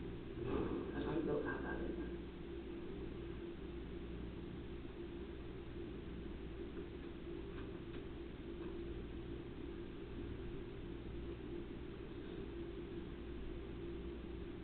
Tell us the plan for asphalt again, Cody. Say that again, The sorry. asphalt plan for next year? It's down. Asphalt plan is a lot less. We don't have much for asphalt. We do have a lot for chipping. Our chipping is probably one of the biggest years we have. It's all of the M&M Road in Milford, which is 13 miles, and then all of North Creek and North Creek Loop. They hit on the same time every 7 years, so just over 20 miles worth. And then were you gonna up your mag chloride a little bit, because I know you said you ran out? So that's a discussion that we need to have. So last year I used roughly 30,000, 31,000 was my total, and so I left it at 36. I printed off some maps and things like that give to Brandon for discussion purposes of what we've done. Because I think for sure we need to do where houses are. I think we need to sit down together and decide, and so we have a plan. I get hit up a lot, come and do mine, and I've always done it for, my primary reason's always been for maintenance, one, Right. and then dust control, two, so. Especially around the house. Agreed, yeah. But, so there's a lot of places that people want it done, that to me don't really No, and I agree, justify I'm it. just saying the houses is, I think we should for sure do houses. Which, I think we need to look at the map and decide where, Yeah, let's do where that. it's different. I would like, some help with that, because I feel like And you everybody don't love wants it or it. hate it, like some people like just freaking hate it, you know? But I get hit with the, well, you do it for him, what if you do it for me? You know, I gotta show them, well, for maintenance purposes, I need to do it here. Well, Right. everybody's the same in their eyes, and that's not the case. No, So, no. Everybody says it's just another quarter mile, or it's just, you know, and it all adds up, it's really hard to cover. Yeah. Well, I grew up with mag chloride, you know, in county, and pretty beneficial. and the one thing with mag chloride is, I don't think people understand is, there's the price tag there of the product, but it's the preparation and the Right. time Yep. that's pretty big, and I don't think people understand that, so. Right. Just to go spread it is one thing, but if you do it You gotta properly, have the road yeah. prepped If for you do it it to properly, start with. it's, Yep. we're a much better. What's the paint? Paint jumped up quite a bit. So paint is for, when we do the M&M and the North Pit Road, when after we chip them, and we paint them. In the past, I've called for a quote and said, these are the amount of miles, so they give us that quote. It's never been that high yet, and I can't imagine it being that high, but that's the quote they give me, so that's what I put in for worst case scenario. They kind of give you a price per foot, based on our mileage. That's kind of where it puts it. It was like 29,000 and change. I've never had it that high. In fact, the last time we did the M&M, it was under $10,000. So, I mean, it's kind of that's what they're telling me it's going to cost, but I can't see it, but I have to put it in there to. That's what they said, right? Yeah. Well, it's better to have that buffer and not have to use it Yeah. all. And so my asphalt's down quite a bit compared to years past, but I don't have any big overlays that I'm doing. That's merely for patching and, preparation prior to chipping, if we get potholes and things like that. Chipping made up for it, though. Yes. Yeah. Wow. Well, and the price of oil next year, they're telling me is gonna be extremely high, so. Yeah. Okay. I did cut a little bit of chipping off. I didn't do the north end of North Creek. I'm gonna save it till next year. I've got a good dividing line that I can stop, and we'll do it next year. So I did cut 2 miles or so out of them. And then the annual point, though, when is that coming up? Is that 2 years away? That's still 2 years away, but We gotta hopefully. decide if we wanna do that in half, or how to do that. And that's the other thing. So next year will be a smaller year, extremely smaller year. We may wanna bump that up to next year to do it. Bump it up a year. Yeah, just, Which the road probably needs anyway. I'm a little nervous that we're gonna have trouble this winter. Especially have another big winter like Yeah. last year. Whatever you can bump up, do today that you can't put off till next Yeah. year is better. For sure. My double chip project, I left the same.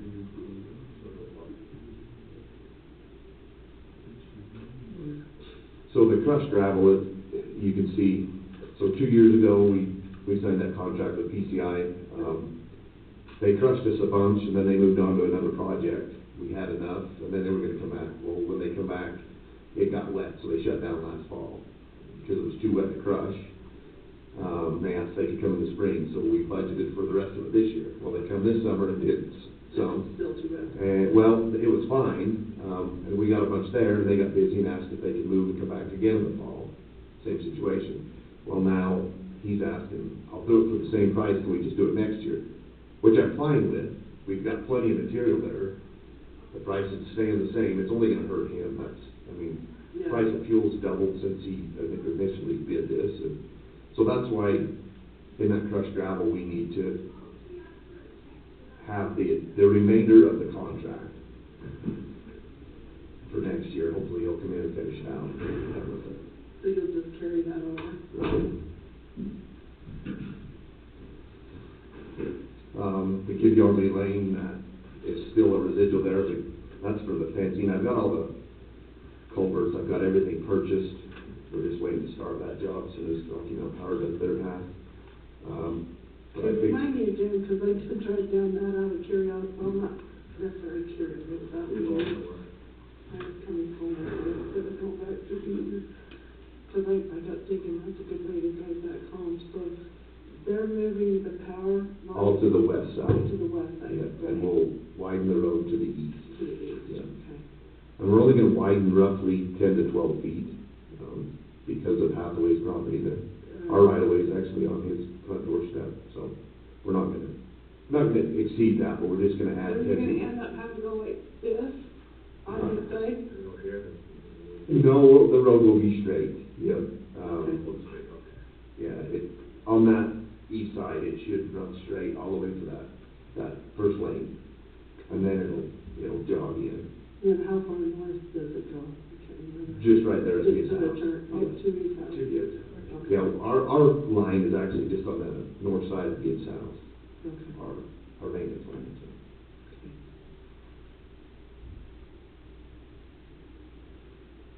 Okay. The plow truck, Yes, the new plow truck, some of that's been paid for, or just the deposit out of this the year? deposit, and We're that's, still waiting. yeah, we paid a $10,000 deposit. Okay. Yeah. We need new motor, or is that? So the loaders are based on, we've done 2 of them every year for the last 10 years. And initially, they were, they call it net positive buyback, so we ran them for 300 hours and we was making money on them, right? Well, now it's, with everything else, they've gone up, and that's what it costs us now for a year, for 300 hours. Yeah. So we actually own the machine, so if we ever want to just stop doing this, the machine's ours, we'll be done. But if we want to continue, that's the price. That's where we're at. We used to make $12,000 per machine when we started. Yeah, it was a really good deal. It's still cheap, for 300 hours, but To have a new loader every year, that's still yeah. pretty cheap. Okay. Our tractor rental went up.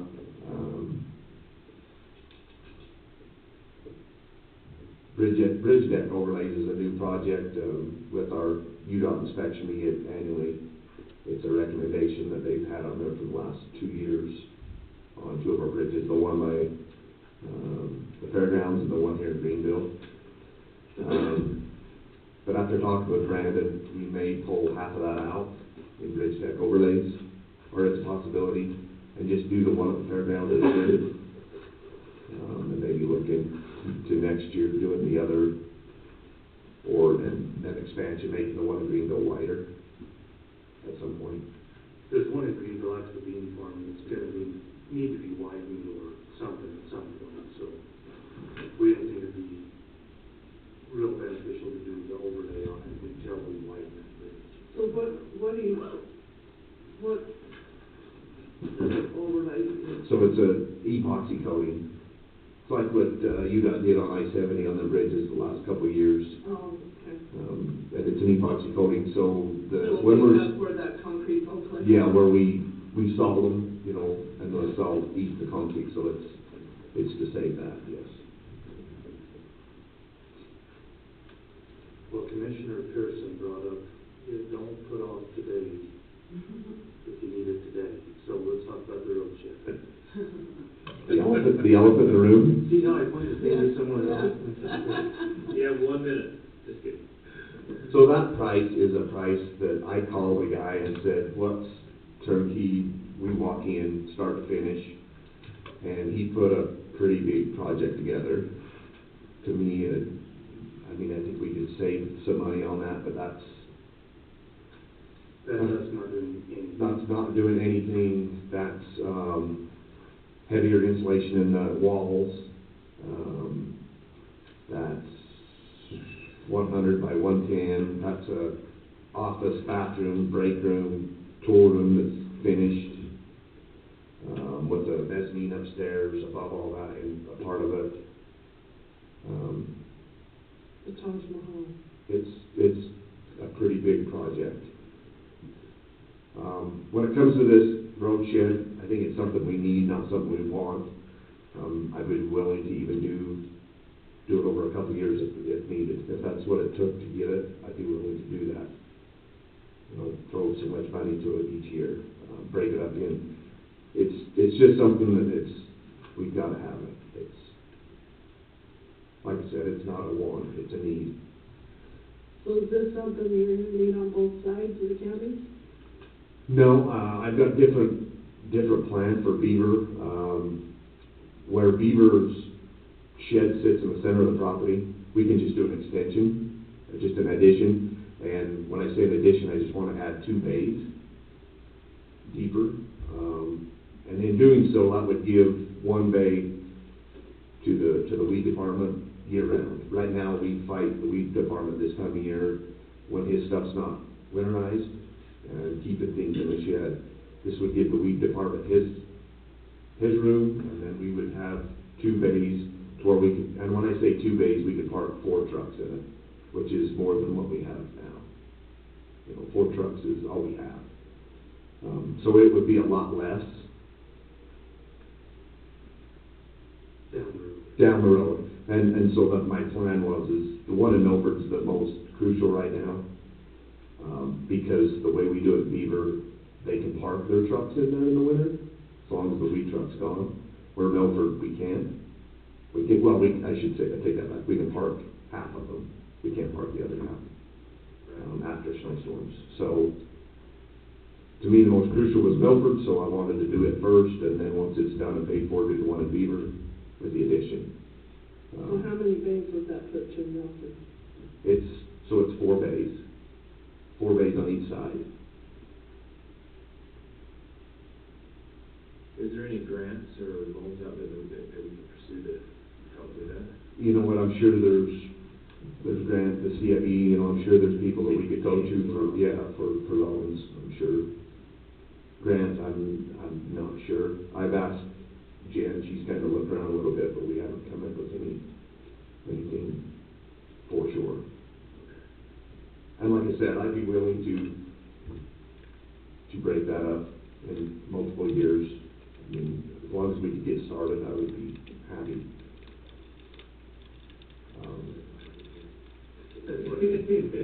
Initial figures, we was about $1 million with, if we bought the building and we just hired somebody to do the concrete, we hired somebody to do the plumbing, you know what I mean, we was at $1 million. This is having somebody, a professional, come in and we show him where we want it and we walk away. You know, so I think there's money to be saved and still get the job done. I'm not looking for a brick building, I want a metal structure, a metal building. I think that's the cheapest, but yet the nicest. For what we do, I think it's sufficient. It would be very easy to split up, buy a building 1 year, just let it sit in the yard, do the concrete, and then install it next year, and then finish up the inside the following year. Okay. Any other questions? I think we need to contact CIB and see if that's a possibility. Yeah, I would, actually. CIB, and the CBDG. Yeah. CIB is a lot quicker turnaround than They do every CDBG. months or something like that. There's money out there. It's not a lot, but there's some. So if we come in with some, Well, maybe we can get along a little bit. So do they have requirements on what you have to build? I mean, I don't want to, I mean, like, No, I don't think so. they don't stop you on what you build, you just have to, yeah. No. It just has to be engineered, Yeah. whatever. It's, sure. And they like projects that are ready, so if you're ready, then I think I would pursue that, yeah. and then one good thing about that is, like, Beaver County would never ask for anything. No. So if we do, we'd be top of the list. You know, my building, if you was to compare it to one, it would be like the fire department here, just a metal structure, Yeah. nothing fancy. And all those are CIB funded. for CDBG. I'll look into those two things, for sure. All right, any other questions on that? Otherwise, we have the UDOT and RFP right away. Okay, you ready for that? Yes. Yeah. So we're stuck in the middle of a hornet's nest, really. We're stuck in the middle of a fight. Okay, when UDOT decided they wanted to do their sign, they went to Rocky Mountain Power, right? And Rocky Mountain Power drew up their design on how they wanted it done. Rocky Mountain Power gave it to UDOT. UDOT subbed it out to a subcontractor, and they didn't do it. Number one, they didn't do it the way Rocky Mountain Power designed it, and they didn't put it in the place that Rocky Mountain Power wanted So it. what are we talking about? So the sign. The sign up in the What canyon. sign? What are we talking about? Of Beaver Canyon, that Oh, okay. updates road conditions. Yes, yes. Okay. So they had to use power, they had to pull power from. Where's the sign? It's not in yet, but it's Oh, planned to be okay. put in there to make the golf course. Oh, it's not the one that's there already? It's No, the- it's a new sign. Okay. I didn't know. And they had to pull power from down lower to the sign through, all right. Go ahead, is that, everybody clear so Okay, far? well, yeah, Clear I as just mud? didn't have any idea what you were Me talking either. about. So my bad, I thought you guys knew about the sign, that's all. Mm-mm. So they're putting in this sign up there to update road conditions. Okay. Like they have on the freeway, like that kind of? Yes. So in doing so, there's a public utility easement on that road. It's just inside the property lines. But UDOT didn't want to use, well, I don't know how or what the reason is. They didn't use the public utility easement. They was going to come to us for an encroachment permit. However, after my investigation yesterday, they don't have an encroachment permit either. Oh, they don't. According to Kyle, they do So not. where are they trying to tie in at? The address, it's 2365 East. So going up the canyon, the Kelly Bradshaw subdivision, it's the furthest road east. It's the only asphalt road that comes up to the highway right there. Maybe pull up a map if you could. So they're encroaching on county property? So they're in our right of way. So they started on this? The power, the subcontractor has put the power in. UDOT called Rocky Mountain Power to hook up the power, and Rocky Mountain Power told them, no, we're not hooking it up. One, you didn't do it the way we wanted it, and two, if that's our power, we want a written easement from the county. And the reason why he says that is, there's a good chance that Rocky Mountain Power is gonna dig this up to repair it, because it's not what they asked for. And third, they never had it inspected by Rocky Mountain Power prior to backfill. So we're in the middle of this, right, this war between Rocky Mountain Power and UDOT. And they didn't get permission from us or anything? So, Jeff Albrecht contacted me last week and said, will you sign off on an easement? And I said, that's not something that we do typically. And he says, well, we have to have it in order to light up our sign, the power of our sign. So I called 2365. So I called Rocky Mountain Power myself and asked what the issue was, and that's where he told me, he said, well, they are not doing what we asked for in the first place. So in order for us to hook up power, we want a written easement. And he said, most likely we're gonna come in there and tear it up and start over. Really? So where your arrow is, they started there and went to the highway. Yep. There's a public utility easement on either side of the fence in the people's property, but they didn't want to use it. They're on would be the left side of your arrow, that's the side of the road they went up.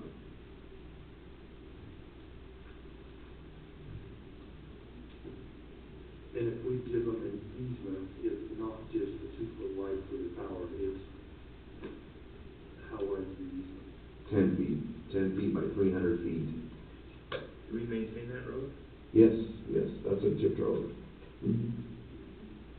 I don't, my suggestion would be not. You know, for one, I don't want to give up a right of way, give up easement. Right. And two, we have to play by rules, they have to play by rules.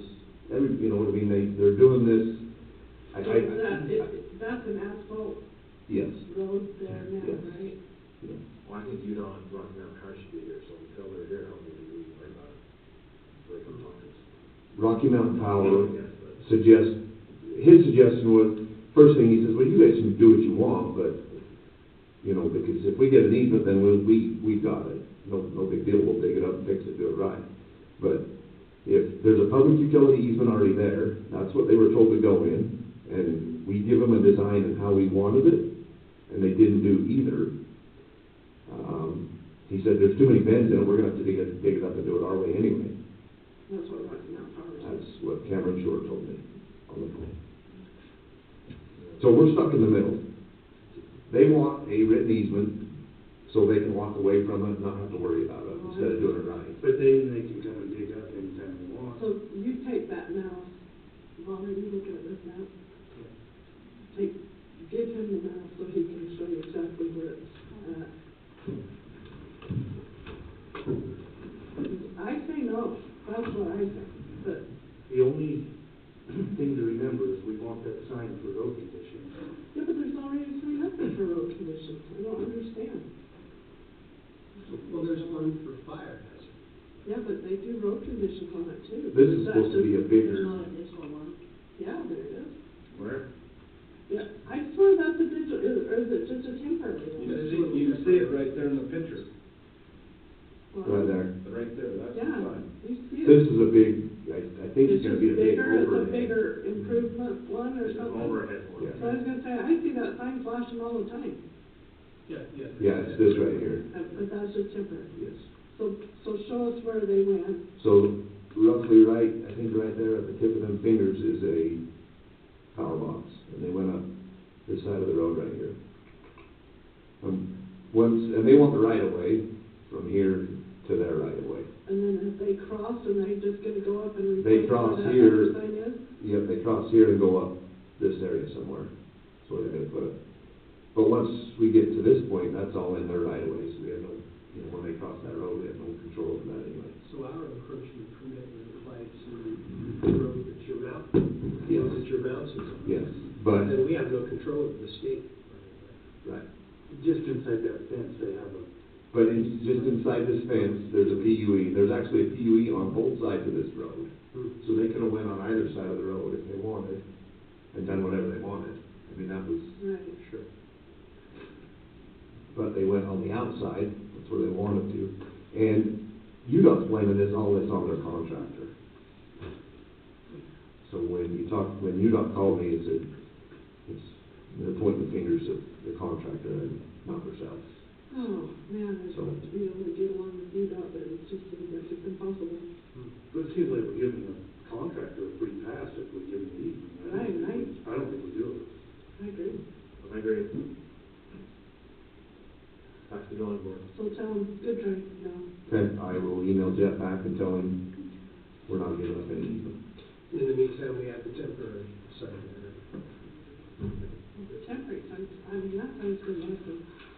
I am also gonna tell him in the email that they never did get an encroachment permit for one, and we're gonna make them at least get an encroachment permit so we know what's in the ground anyway. Yeah. So, Yeah. okay, Thanks, Forrest. Thanks for. Track along here. Leanne, I think you're up next. Come on up.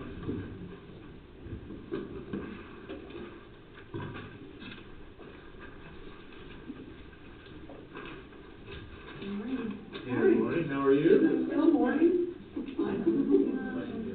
I know it's. Still morning. I feel that way too downstairs. Okay, I just had a little bump in increases in just what my office expenses and due to increase in tax notices and, postage. And then also just on cost of supplies. That's about. And your deputy's working out great well. She's been able to help several offices with the Spanish, so that's been great and helpful, and it's working out great. Do you have any questions on anything? And the reason why mine, again, I get questioned a lot, is my budget is always in the last quarter. So, Right, yeah.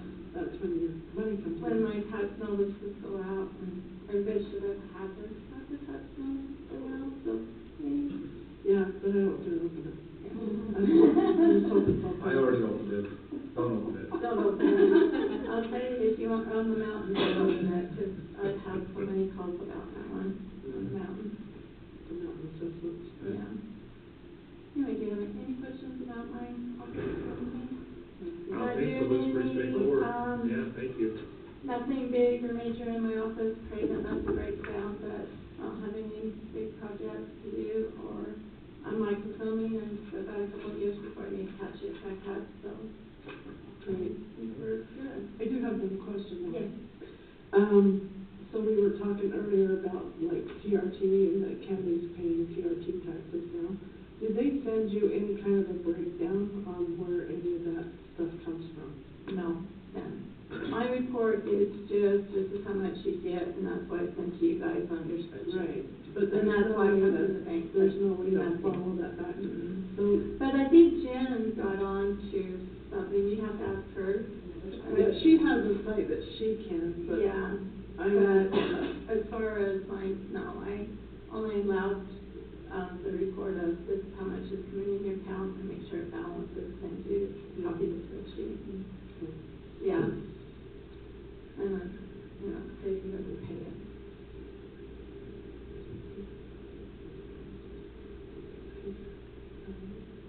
Okay. Do you have another question? Any questions? No, we're good. No, I think that looks good, Brian. 3% cost of living raises. That was just on mine, hers, she bumped up because of her 6 months, Okay. and so it was, and it, her increase was better than 3%, so we're good. And I just did 3, thinking if the county was doing 3 across, that's what I would ask too. So I would just, whatever you feel like you're giving straight across, I appreciate the same too. Okay, good deal. All right. Thank you, Anything Ann. else? No. That's Pretty it. simple, appreciate it. Okay, yeah, thank you. Have a wonderful Sorry day. I ditched you on the day we were doing these. Oh, you're good, no worries. He's not somebody else. Yeah. Oh, Brandon was. He's better anyway. So I like, We like the easy ones. yeah, I like, mine's really a big. Tyler, come on up. Thank you. Thank you.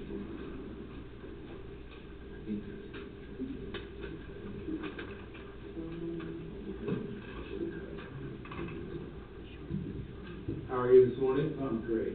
Good How are morning. you all doing? Great, I love it. First break we've had all day. Is it?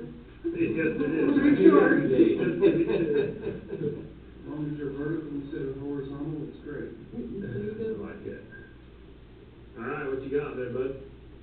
Well, I've got a maintenance budget that's like Little nothing that over I've budget. ever touched before.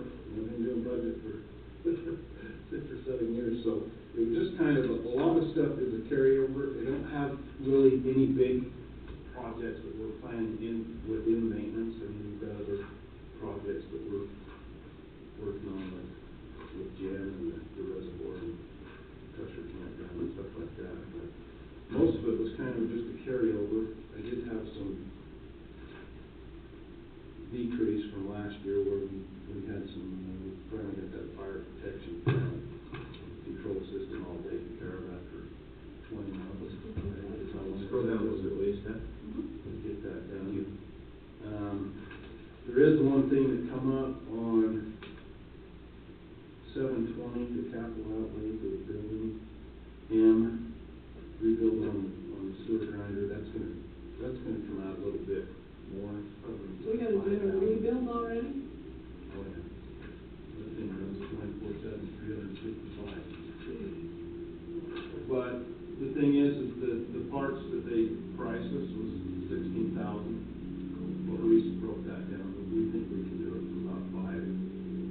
We're gonna piece it, just get the pieces that we need to rebuild. We're gonna Instead of restack. We're gonna restack. The problem is we got 20 feet of teeth, and we use about 8 inches. So we're just gonna tear it all apart and revert the teeth, take the ones that we haven't been using, put them on the bottom. That's gonna, That'll save us. $12,000 right there. Right. Doing that. So, I don't know if you guys seen anything that stuck out on here that you need explanation. I did curb and gutter out at the jail. I'm trying to get the asphalt filled back in. We got about an 18 strip all the way down that 300-foot curb and gutter we've done. And I've got a sinkhole in the north parking lot that I've got to dig out and refill. I'm trying to get that done this year. Spencer's gave me a bid to take care of that, and then the crack seal, a little late in the year to put sealant down. I'm also having him come out here and rebuild this corner again over here in the corner to see if we can get a little better water flow. It's kind of tearing up in that corner. Yeah. I was also gonna have him do a little patch from Jan's little shed where she keeps all of her equipment. I don't know why we've never done something there, but she got that shed with the asphalt and then it's mud from the shed with the asphalt. So just to fill that in and keep things cleaned up a little bit. So I'm hoping he can get that done this year. But I also budgeted in for next year to get the parking lots resealed out there and here. I'm also got a bid in to do the one up at the extension office, just that front driveway where they pulled in that back door. It's kind of, it's getting cracked and weeds are growing up through it and it just doesn't look very good, so. And then just general maintenance there was. I talked to Ginger about this. We've got a unit that we had to replace above laundry, and I talked to you about this, too, Commissioner. And I got with Sharon, I got a bid from Train. Sharon was better on the bid, but that unit's 20 weeks out. And that was, I ordered it in August, so I'm hoping by March. Now, saying that, I did that because I still have money left in this year, so I don't know. Can we pay them?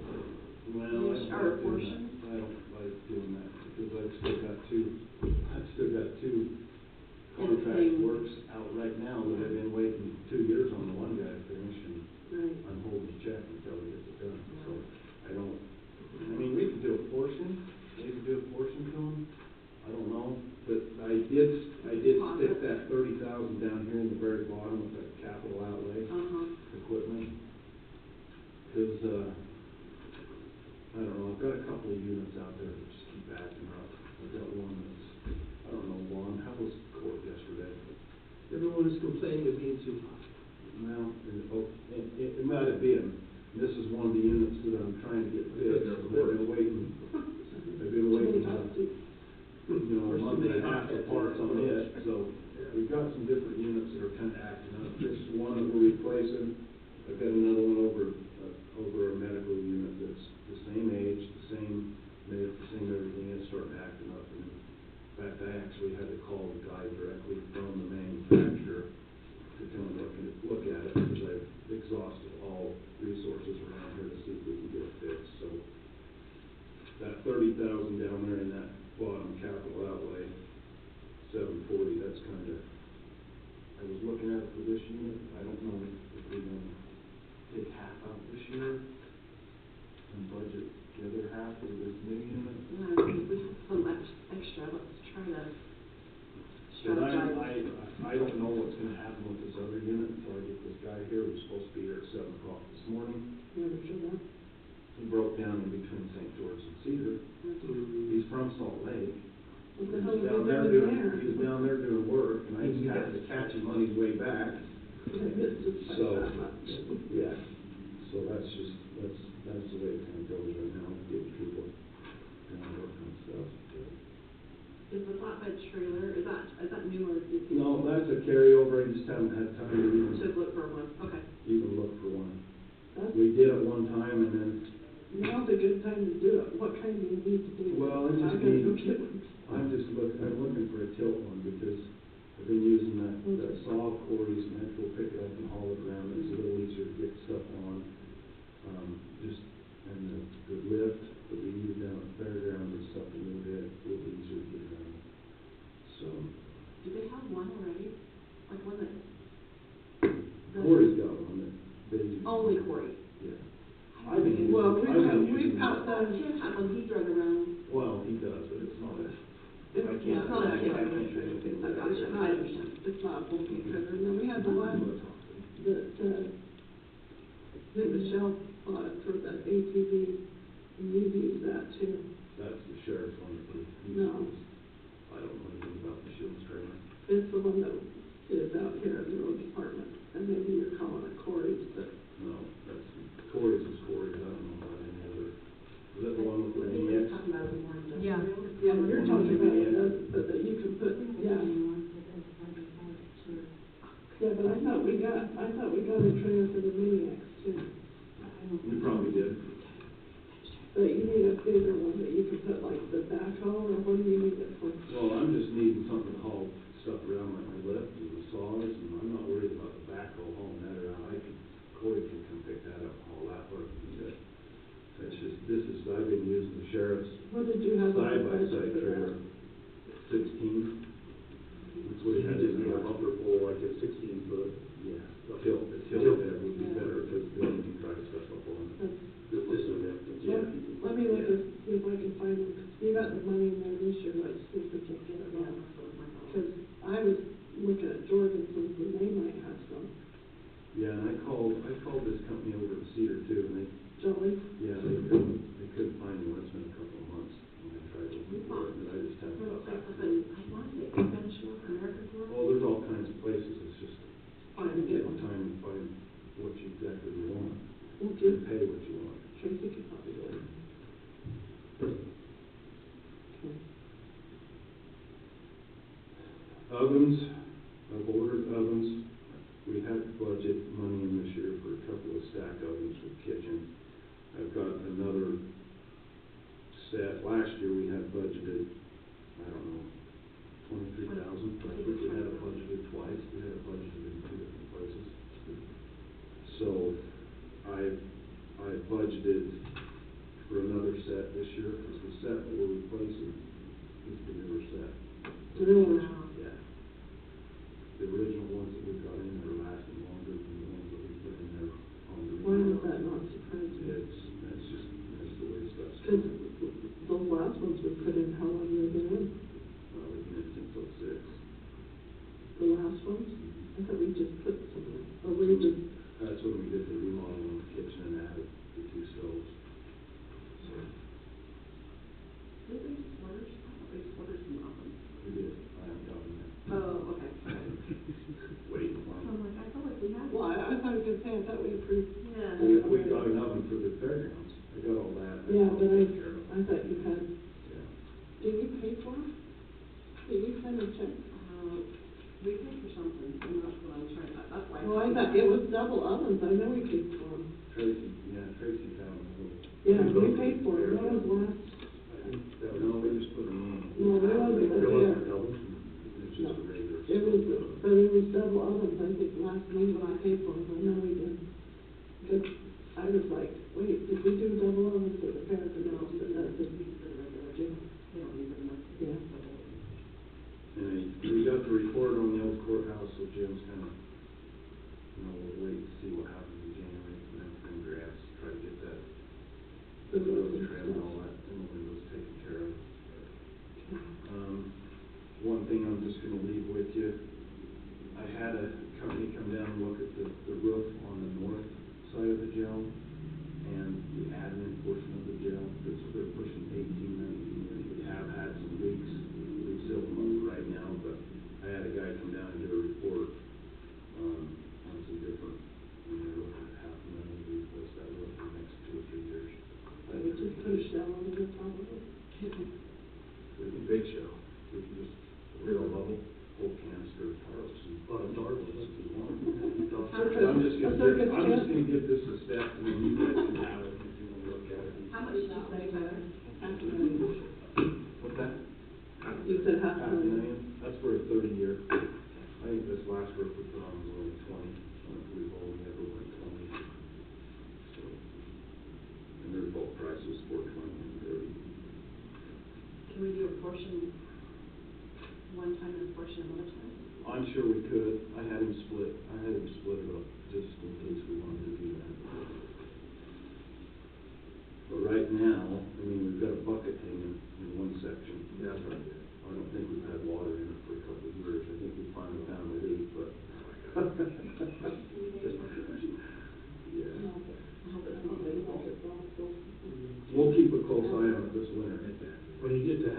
buckets, let us know. I got it, it's a supply of buckets. But we have to use buckets for other reasons out there themselves too, so it's a big stock of buckets. Tyler, is the CJC improvement new, contributing your budget, or is that in Tracy's budget? That has to be in Teresa's, it Teresa's. cannot be. She's coming up to you on November first. Thank you, appreciate it. All right, any other questions for Tyler? I'm sure there will be next week. Next week. Next week. This is like. And there might be questions for me too. Eat the element. Thank you. If you got. Thank you for the time. Thank you. Thanks, Tyler. Thanks. Tyler. Jen? You might have to hang out. I'm gonna hang out, Jim. Take off. I will hang out. I'm just gonna get the rest of it. Yeah. I did ask. Phil. Hi, how are you today? Good, how are you? Is your day good? Yeah. Awesome. Good. How's Myers the Lake and Tusher? Good. Good. Pressure's closed up. The lake still full? Yeah, it's a helpful.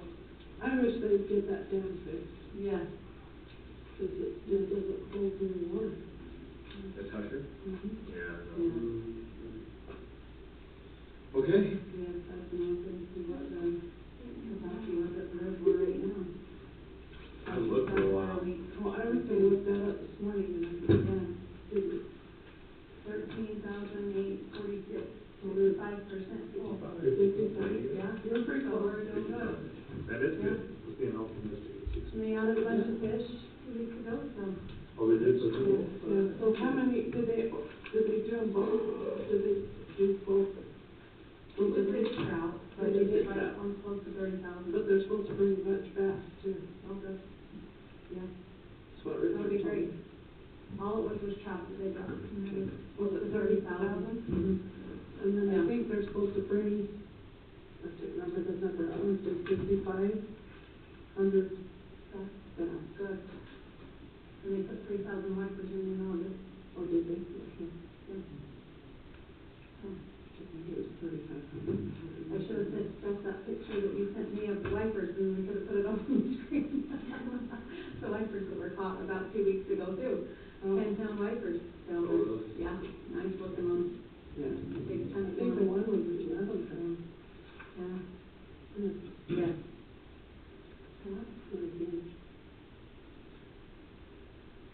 So, yeah, I didn't really add anything other than just the basic necessities.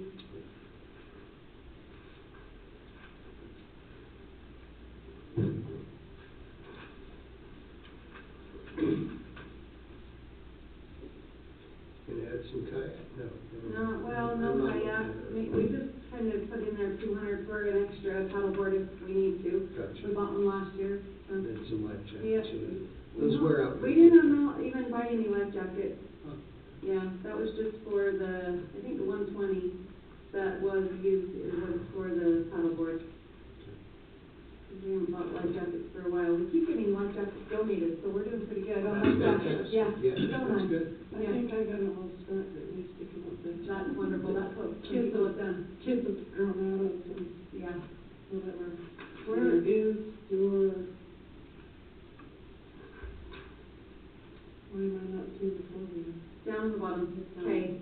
Yeah, Name it's it there. probably just out of sight, Oh, so. oh, it's on the other side, okay.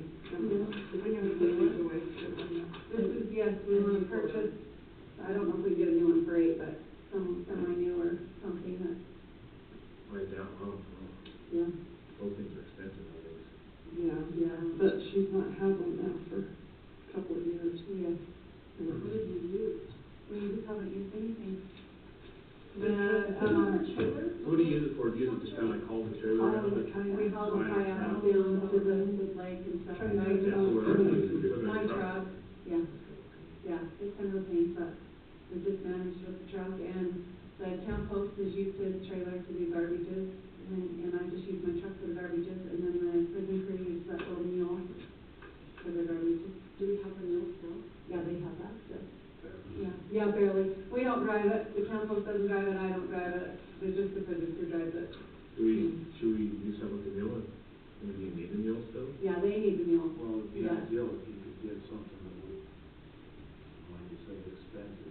Yeah. Wheel and four-wheeler combined. So Like, for something that can side by side with do, the bed on it. do both things.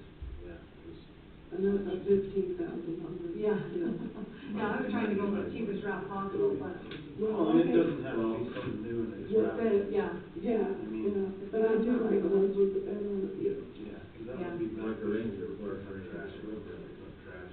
You can hook the trailer on and have the bed. Yeah. I think you could get some, And then you shop some around. stuff. Can you get rid of the mule and do that, or do I think the mule?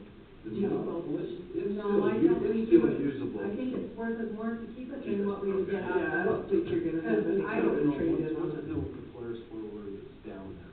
The transmission was tore apart and never put back together. Oh, wow.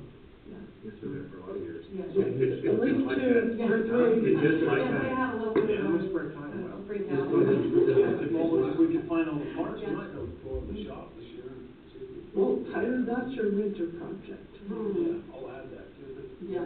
So that might be your tinker. I think we would be better off to surplus that thing and I don't not even know even that you spending could time get into into. it. I don't Just surplus it, because somebody might pay $500 for it, but I don't know. Who knows what the parts are in there? Yeah. Considering. Yeah, that's Uh-huh. the thing.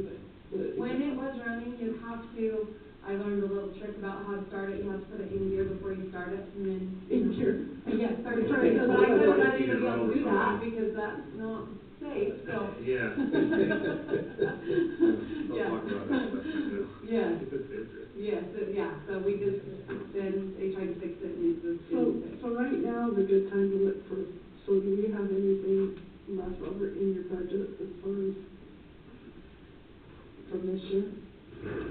So our actual expenses, 58,000, and then our income, I think we're close to, what are we at, Ginger? Right now, we are 84,964. Yeah. Yeah, not really, but helped us out a lot. Yeah, did you? Yeah, I did figure out the numbers on the gate sales alone. We were at $580 from the Friday evening to Saturday. And that was just the credit cards or the cash that went through the gate. Tiffany said she was there taking money as fast as she could to get through there. I haven't counted what's in the box yet, so. Plus whatever your camping reservations. Camping reservations were $13.98. Last year in November, I did a comparison from last year. Last year was $490 from October 1st until October 15th. And this is just one weekend. This is just pretty much one weekend. I tried to print out just the weekend, but it wouldn't give me the weekend, so it's from October 1st to October 15th, same date, $1,398. But I figured almost all the campsites were full, so if you figure that out, and the cabin rentals, it comes right close to $1,300. Wow. Pretty close, right on. Yeah. Thank you, Eclipse. Yeah, it was right. It was a great event. Yes, it was. It helped us out a ton. Well, I'm just thinking if, because I think right now is a better time to buy, like people are trading in their UTVs, the Rangers with brand new ones. So it might be a good time to find one. Looking price down, see. There you go. Yeah, Yeah. for sure. Does she have any kind of balance there, Ginger? Or, Just like equipment or whatever. But you would prefer, side by side over four-wheeler, if necessary. Well, that's more of a multi-use. Might be multi-use, yeah. for yeah, sure. I don't really necessarily care. I think I'd rather have a four-wheeler than a side-by-side, just because the side-by-side doesn't hold a lot of trash and stuff, but I think the maintenance has got to, you know, we gotta take care of them too, and whatever he thinks is best, I'm good with. So, But you would use the four-wheeler, just leave it. Well, I the thing that Jen and I were talking about yesterday is, as far as maintenance of the yards and stuff, that she could put that little drag behind the four-wheeler and get in and out of. Yeah. lots of places to drag those weeds. And the other four-wheeler that we have spends, it's kind of a tusser in summer. Yeah. I mean, we have it from October to April, Yeah. but that's not, when we need it, it's. Well, we need it October. down here. Yeah. For sure. You know, a ton marked in your budget, or not like a ton, you couldn't do like a capital improvement. I mean, it's $1,000 here and $1,000 there, that's not really have to do anything. Okay,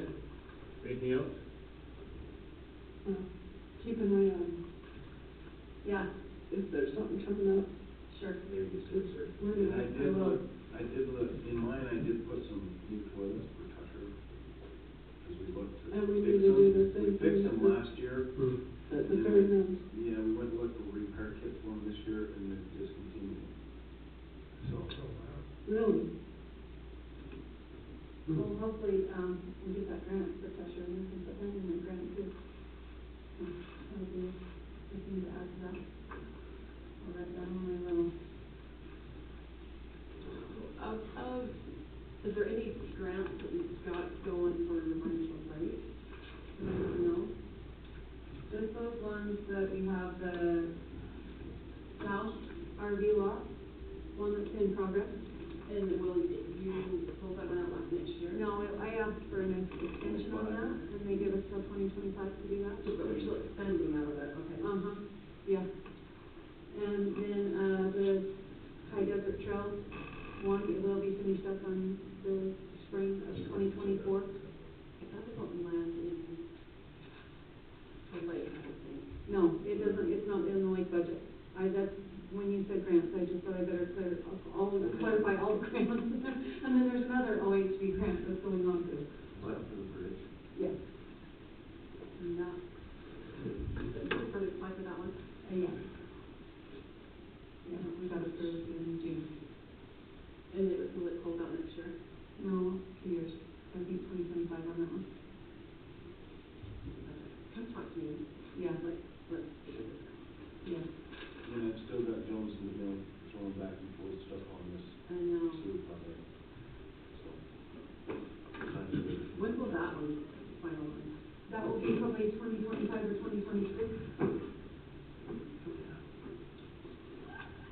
Oh, tomorrow week now. Yeah. Yeah. What's the other RI grant? We've got two of those. We got the sewer and the South RV lot. What is What's the other one?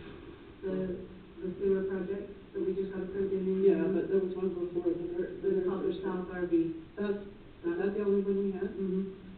Yeah, we have two grants down at the reservoir. Was that pavilion with the South Arby's? Yes. Yeah.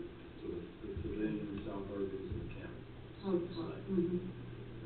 And then the OHB was the new restroom. Asphalt. Because is the other one all closed out? Is it finished? The very first one? Yeah, we finished that. The RI one is, Yeah. that's the only one I think that is up. I'm trying to figure out like what's closing out, Yeah, either now or down the line. Still got a year. Mm-hmm. year and a half. The one with the fund balance, should probably balance it out, Yes. most likely. But the first one's closed out. Yeah. That was my point. Yeah, that We've was- got that one closed Yeah, out. that one's done. I think I did that one. Yep. Oh, yeah, that one all closed out. I'm just trying to bring it on. Because I think that, was that finished in May? Huh? Wasn't that finished in May? Last year. Oh, I thought it was in spring. Wasn't it last year that we had to finish that out? Yeah. No. It was done before, we had it all finished out before we applied for that sewer grant. Okay. Yeah. Uh-huh. Yeah. Okay, Okay, so pressure campground, can you go over that one? they look pretty straightforward. Yeah, I think you're fine. I think it's good. Okay, we got the fairground somewhere. No, I don't think there's just, Allison didn't tell me when she's doing the fairgrounds, did she tell you? We have to leave it, another meeting to bring your kids over here, and then she gotta go back to that meeting, so she can take it, go back to. So we'll just put it. Another day. Yeah. I've just got a little bit in the budget on my, for fairgrounds to try to figure out something on that water flow. And the restrooms, the bathrooms, What about that? just the toilets. Do a high flow flush or a They're just not flushing. I think Allison has it in her, so she's gonna talk about it. I hope so, because She we does. had that She mentioned event it. down there the other day. It didn't flush. But I think it's a flimsy handle. On the toilet? You just need to put some good solid It's handles in industrial. there. Yeah. Well, if we do industrial, we're gonna have to tear out the wall and the concrete. No, just the handle. Not the toilet, I just, bought the high grade handles this last time because it broke during the fairgrounds. yeah. So I bought the, Christmas tree. yeah, I Well, I had to pull the lids off and flush it, because it was spinning, like, it was not, the handle Wasn't engaging in the chain, yeah. wasn't pulling on the It chain. was spinning. Craig Thompson, he said you can put a normal, like a high flow flush in there without tearing anything out. And we need to have him come look at it. he might have to look at it, had Ryan go down and look at it, and see if we have to do some. I think the toilet's a toilet, it's just the equipment on the inside of it, that's gotta be solid. Another thing that was in his budget that we talked about was, loading chute for dealing, we gotta get, Well, we I got- think that's that what I have to portable would do be that. the cheapest way to go. So, we'll have to look into that. And one that's adjustable. Yeah, yeah, so portables are adjustable. Okay. We were thinking like we'd have to chain it to the fence and take the hitch off, or some lock the hitch up, chain it to the fence, so it would take off. I But thought it was in my budget, but it's not on here. It is. It's still on. It is. Yeah. I It's put not the loading in chute your in the fair budget, but it's budget. not actually. Online It's not on and line J or K, no, Oh, it's in the yeah. fair budget. Oh, yeah. It's like, look right it's now. under fairgrounds. It's kind of fair. House. Yeah. It's right there, you got it on. They have $7,500 budget for it, is that? Yeah, I think that we definitely can get a portable for that money. 75? Uh-huh.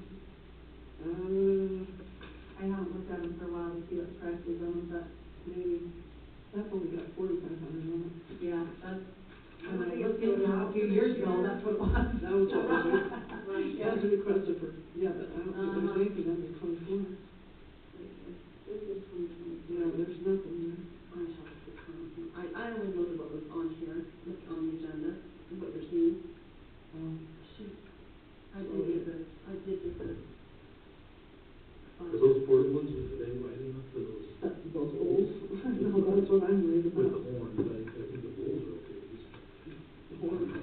I don't know either, Okay. and I don't know that, I didn't see, I know that when they brought stuffed animals for the fair, they did bring some bulls in trailers, besides regular trailers, Not the same. not in that bull wagon. I would talk to Mike, his name, married to Lisa. Mike Welch, Yeah, yeah, because he's got bowls and he's traveling them all over the place. He probably know what their, Specs would be. yeah, the specs. okay. That's the train guy. It's a good guy to have around. Yes, that's a, yeah. Is it train guy? Crane. We use Chris Crane to set that restaurant. Oh, yeah, Yeah. he is a good guy and he's happy to help wherever. Yeah, somebody's phone buzzing? Huh. Oh, my phone's on. Yeah, we'll probably turn it on. All right. Yeah, what did they charge you, what did he charge you to do that bathroom? I don't know, it was $300 an hour, which was very reasonable. Oh, yeah, because They would have brought the other one out of Linden. yeah, and we had the budget, like in that grant, $8,000 for a crane, so I think that we could spend And money I called on the guys that. up at CXP and said, we got a crane that's 17 miles away, they was like, really? Yeah, Yeah. oh, So yeah, it's a good guy to have around. yeah, Yeah, very, it was really yeah, good. definitely a good find there. Okay. Well, Okay, thank you very much. Thank you Appreciate it. so much, yep, Have a wonderful appreciate day. you guys, yeah. Sharon, I'm gonna hold off you to recite, I'm gonna have Danny come up, Dan, because he was at 11:20. Dan, you wanna come up? Good. Sure. Or are you just enjoying the show? My favorite time of the year. You were at 11:20, we're a little behind, sorry, I apologize about that. No big deal. What's going on today, what can we help you with? Well, in brief, I had some medical issues at the end of last year, and I applied for some additional benefits from the VA. And those benefits didn't come through until the end of August. And 5 days before that, I went in and paid for a bunch of property taxes on vehicles, and I am applying to get that back because as of now, I am fully abated on all of my taxes. And so they have Ginger has the information, everybody has the information on it, and the tax notice that I got just shows that on my property taxes, I'm fully abated also. And so all I was doing is applying to see if I could get the money back for the taxes that I just paid at the end of August, because I didn't receive notice until before then that they abated it clear back to the beginning of the year. So they made it effective clear back at the beginning of the year. It just took them 7 months to make a decision. So all I'm doing is asking for the county's portion of my property taxes back on 2 vehicles. Which is $56.75. One's $20 and one's $36.75, for a total of $56.75. We can abate the state side, which is the county portion of it. County side. Mhm. That's all you can do is the county side. $56, 75 cents.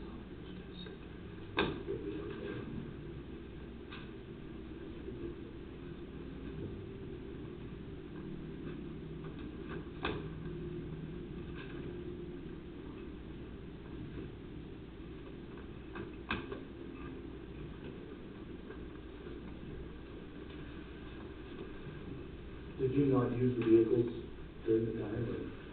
No, I've been using the vehicles all the way along. I'm just confused why we're asking for the. Because you paid the tax, not knowing that they were going to abate them. Oh, okay. I paid the taxes on them when in actual fact the abatement date was clear back at the beginning of the year. Because you didn't get his letter till the 12th of September, which he'd already paid those because he didn't know. Okay. It just took them a long time to get to that decision. Yeah. Absolutely. So it's totally legit, we've done this on Oh, yeah. everything else, right? Yeah, normally they go into register their car and they tell them fully they do it then. So it's just this one, he paid for it, and so we just need a refund because we received the money. Yeah. Okay. I'll make a motion to do the abatement, approve the abatement then.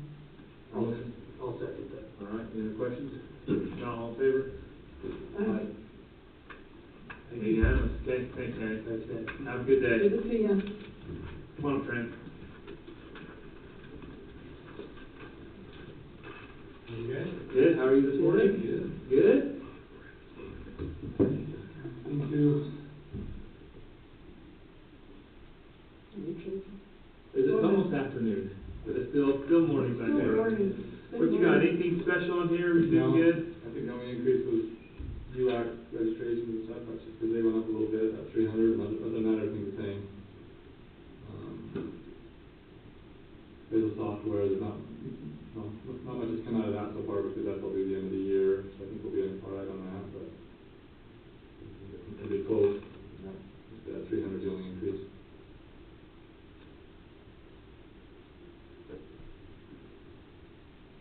Perfect.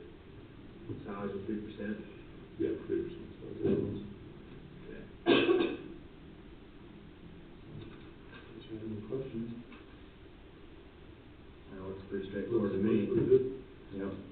That's good. Good to hear for us today, thank you. Sheriff, you see how that was done? Yeah, I need those laid out for me yet. Sorry. I had to try. Thanks, Trent. Okay, appreciate it. Thanks, Trent. That's good. Thank you, Trent. Thank you. Thanks for sending that email too, appreciate it. You bet. Is that everything you needed? I haven't opened it yet, so, Holler if you need help. okay, I'll get to it, thank you. All right, Sheriff, bring your crew, come on up. Let me start with, I've got a bunch of different ones, so let's go through yours first. Kenny, come on.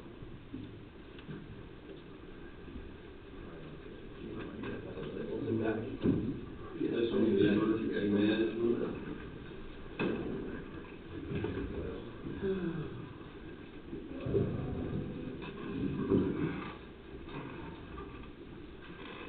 Just to start off, I want to tell you guys right now, Ginger has been amazing. Jeff has, On my Sheriff, go over to emergency. I'm Kobe Black, by the way. Hi, Cody. You're Sheriff Black. I'm just trying to figure out the right page. She's trying to get, I'm sorry. You guys down. get the display up. Anyway, what'd you say? I was telling Steph to change the page so that it reflected this like budget. Oh, no. Anyway, I'm going to start off with Ginger has been amazing to help me with this. I'm not a budget guy, not a numbers guy. I've actually even called and talked with the commissioners on several different things, and I sincerely want you guys to know I appreciate the help that you've given me. This is the first year that I've actually been in control of the budget, in control of my budget So do we need to request. buckle up, is that what you're telling us? Hold your butts. Yeah, there we go. Ginge, thanks for making things look like I'm in the black, because there was a lot of negatives there for a minute. That was good. Okay, so if you can see, this is Les's, and a lot's changed other than salary. And I'll just tell you guys right now what I'm asking for. And I know as today this is a wish list, but when I get into my corrections budget and sheriff's budget, there will be some things in there I'd like to discuss as far as to why I believe that what I'm requesting is possible, which is a 6%. I know we discussed that the national was 3.5 or 3, something like that. I can't heard 3.5 to 3.4 or to 4. So I'm asking for 6 across the board as a COLA. I'm not doing merit. I do have one employee that needs some adjustment. I've had one employee that we needed to adjust. That's been taken care of. I do have a deputy. Are we talking about Are you blessed? management? Are you blessed right now, or? Yes, it's all gonna come to, it all involves the raise. 6% across is what I'm asking for less. So that's his salary. Employee benefits, I don't have anything to do with that. I don't believe I have any say in that. His benefit, or his expenses as far as travel did not change. Parts and fuel look the same. That's got me a little bit concerned, just depending on what that does. What the fuel costs go up. Lodging, that hasn't changed. Food, Wes, I think, as much as he travels, I don't think that is asking at all too much.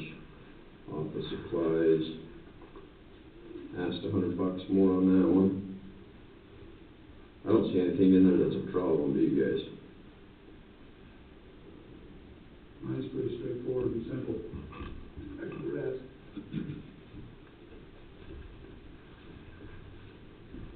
What's the equipment? 4,500.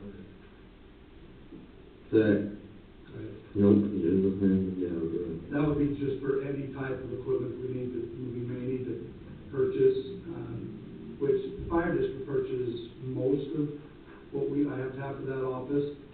But we've always just put money in there to make sure that we've got funding in case a copy machine goes down or something like that, we've got money allocated. That could go into our emergency or incident trailer. Could be a generator, if we have a generator go down. Could be a repair on it, anything like that, because we have to have that emergency operations trailer for certain things. So Les usually hauls that for us and runs it for us. And so that would come out of his budget. So that could be maintenance on that command trailer as well. But we are looking to have to put in a new copy machine in that this year. The one that's in there now was the original one I bought clear back in 2007, and it's finally starting to bite the bud. And just for your information, we never know how often we're going to use that trailer. It could be once a year, it could be 30 times a year. It just depends on what kind of situation we have and where. There's just no way of knowing the use that trailer gets. But I think you can see that he's been very frugal about making sure not to waste any money, because at this point he spent $0 out of that. That's a just in case fund, emergency fund. Yep.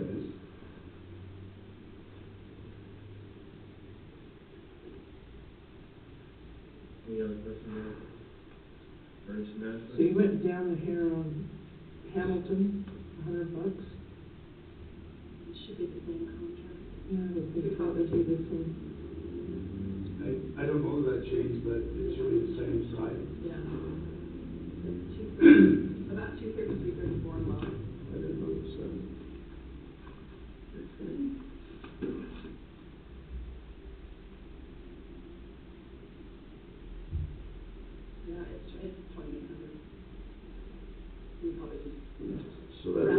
will have to change. I call that big figures. Yeah, I'll fix it.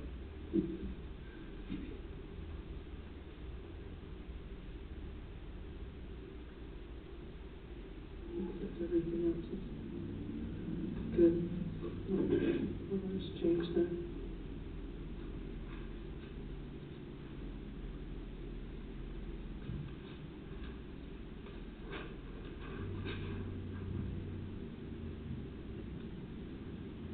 Just move on to the next one. Yeah, we're good. Good. Yep, excellent. Good. Thank you. Thank you. With the jacket, that would be pretty easy, I believe.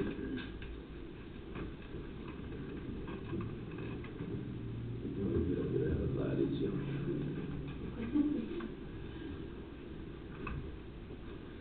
So there is something that's gonna be a little bit of an increase, well, not a little bit, it's a considerable increase in this one.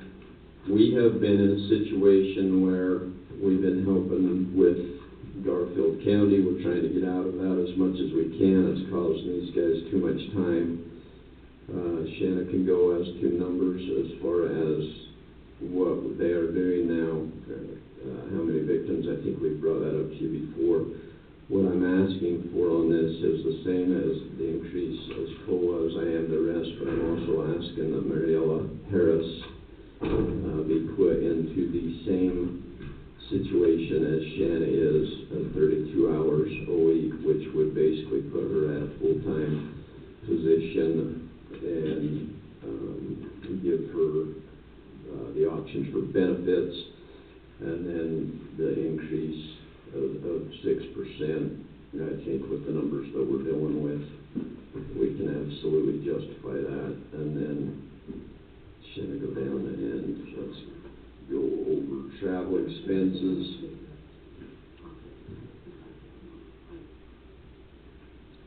That's going to increase simply on, Shanna has been with us for, between my office and Vaughn's office, 4.5 years, and she, Time flies. time flies, and she hasn't had any training since the first one that she attended, I believe. And that She's had just, on-the-job training. Yeah.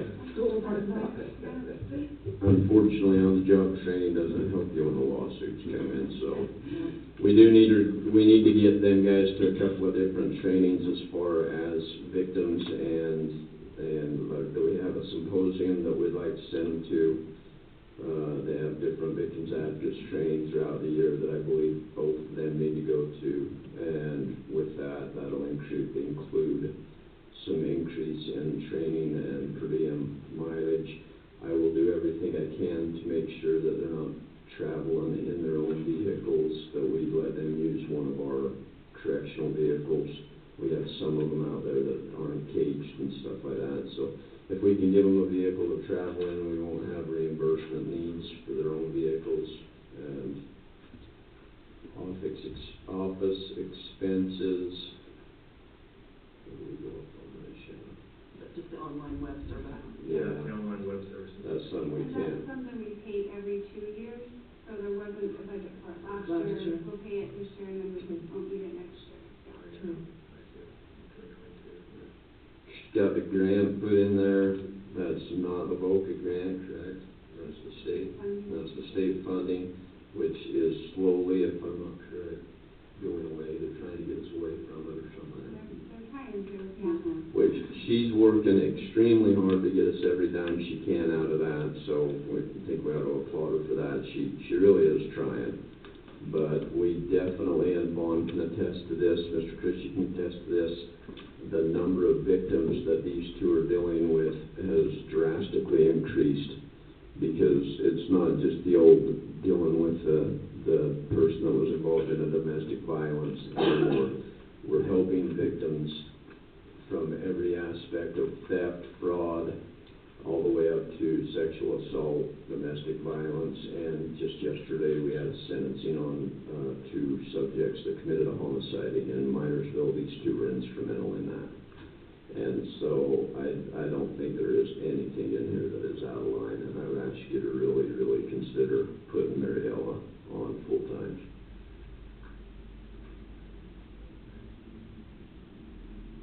Did we receive any reimbursements from Garfield County?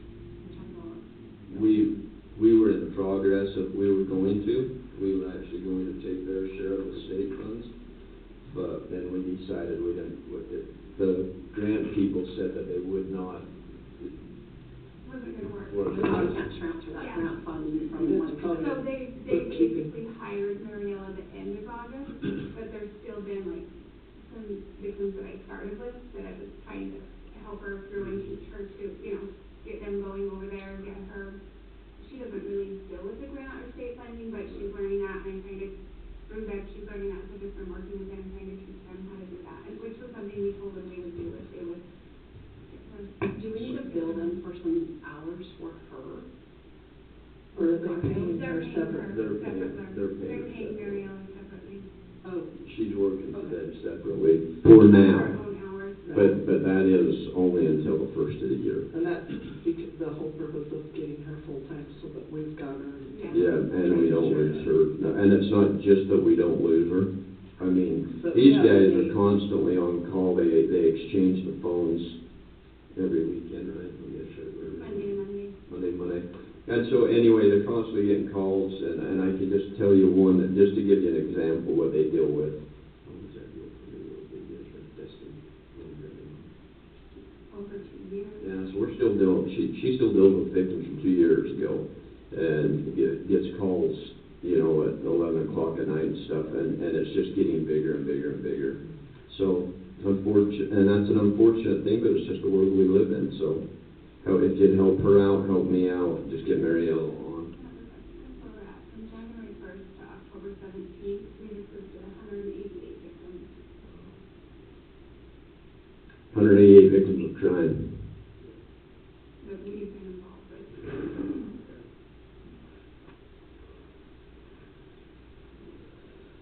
Okay. Sounds good, what's good.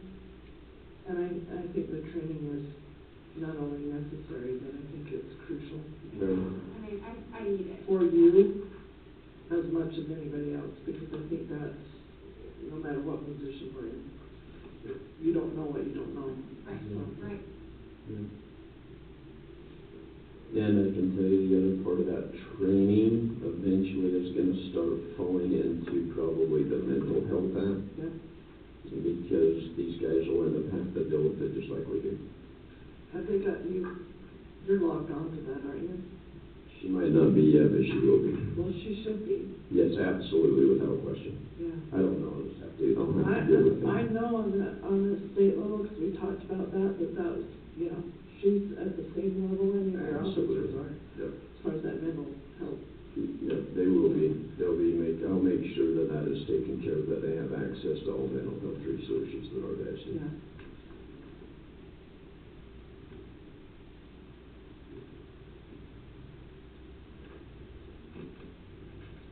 All right, I think we're good on that, right? We good? Okay. Thank you. I don't have a copy of this one, Craig. You do search and rescue. I don't have a copy of it either, so hopefully you can find it either. Trey. Trey. Yeah.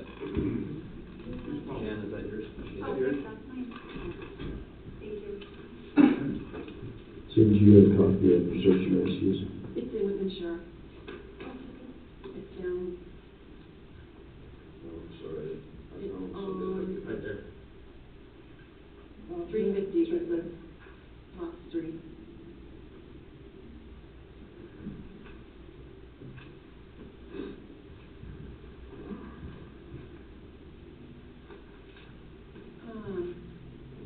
Let's see if I can update that.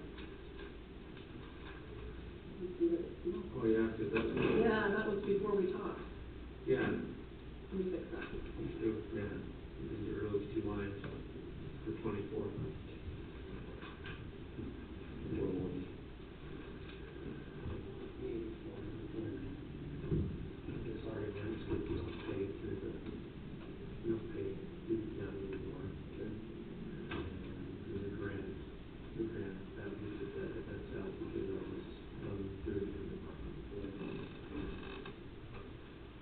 Business ours has gone to, Yeah, they're doing most of it. Yeah, so and the grant. But that's fine, no one wants that, isn't it? Update it, okay, hang on, let me just share it with you. Sorry.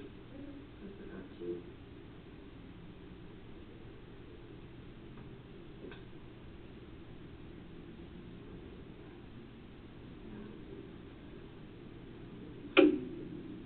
I just need to update the. Yeah, so our utilities, I didn't change we it talked, yet. yeah, utilities never change either, so.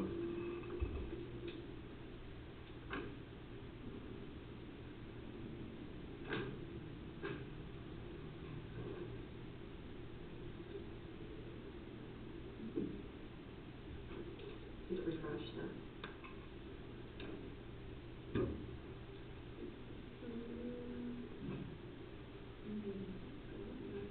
Yeah.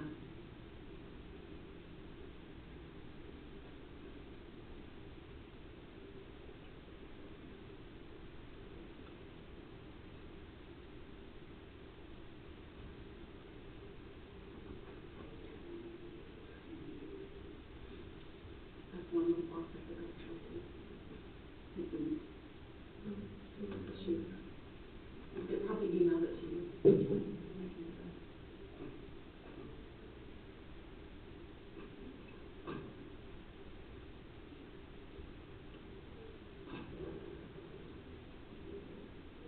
Can you go back to the sheet and pull up sheets again? I think it should be updated by then.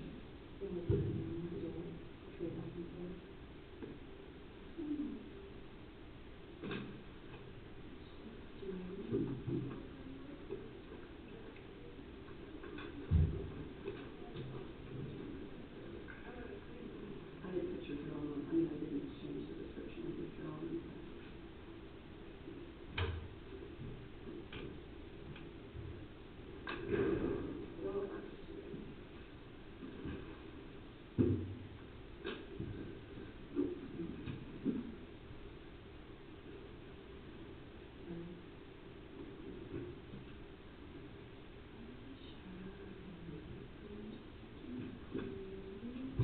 Well, if you just do the John Wayne math, you can minus 84 and 10, which is 94,000 off of whatever this total budget is.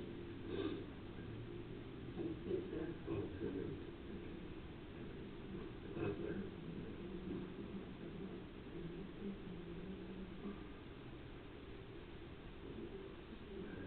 If you guys look through search and rescues, it's pretty self-explanatory. Any questions on it, then ask.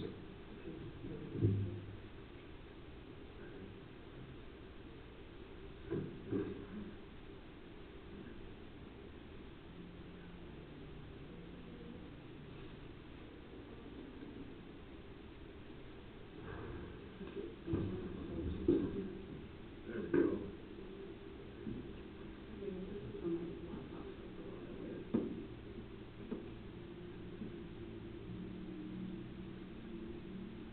But it's on there now, so it's It's right. on there, yeah.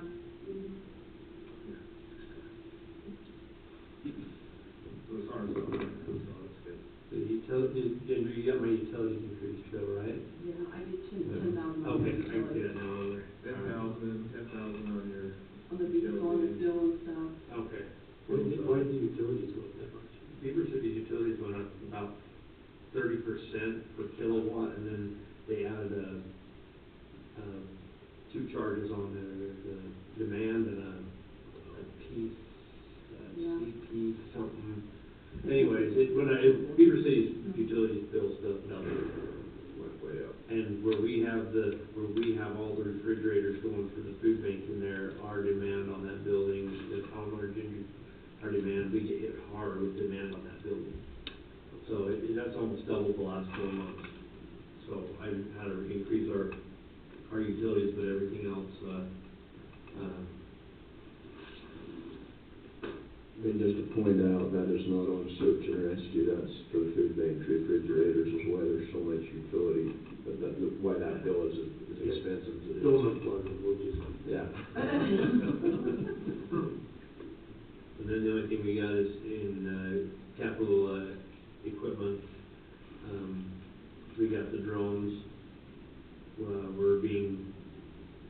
DJI is no longer gonna be allowed to be used for public safety. So we're having to upgrade our drones to something that can be used for public safety, just because of the, information it transmits to China. Would you Yeah. the chips? Yeah, so we're going with something that the state's contracted with, which is Autel, and so we're gonna start upgrading some of the unit's drones. So that's what that ten is for equipment for next year. But we'll get a grant for half that, right? Yes, we should get a grant for half that.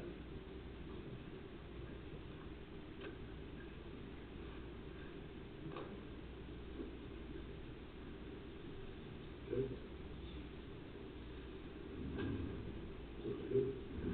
That one?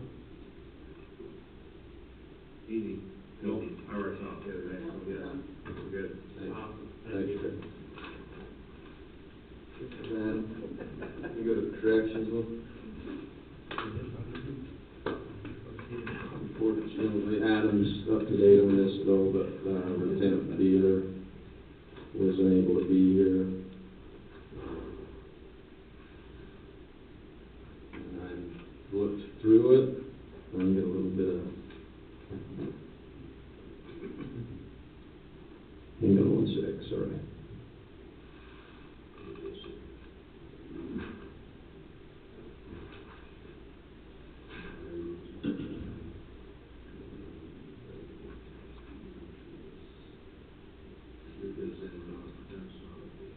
No.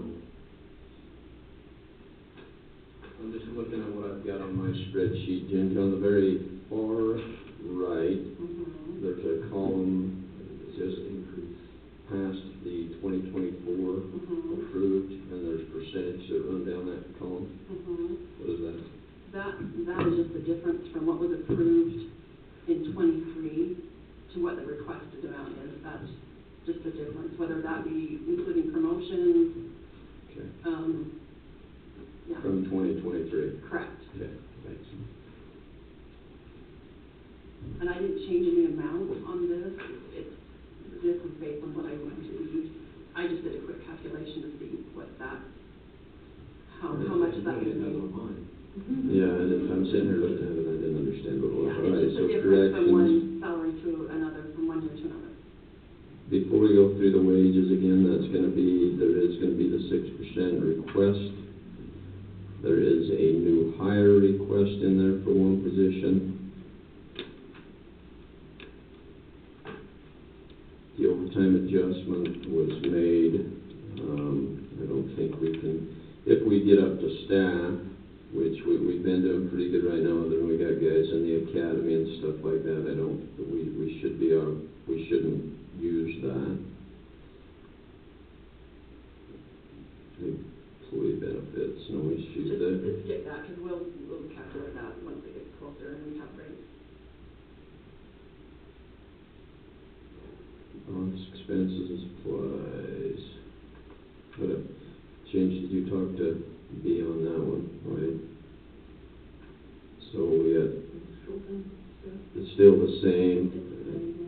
You got the drugstore, Lexipol and stuff that's included in that, so I don't know that we can really do a lot there. They just increase the utilities, just like what Craig was talking about, with the rate increase for. 250, equipment, supplies and maintenance, that was the same. 270, supplies and maintenance, that was the same.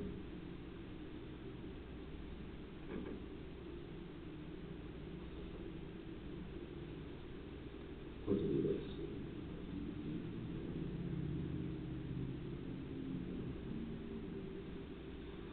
Make sure it's got in the red here. Yeah, that's okay, so utilities, there's literally nothing. You heard what's happened with utilities. Professional services. We cannot do without that. That's their contract.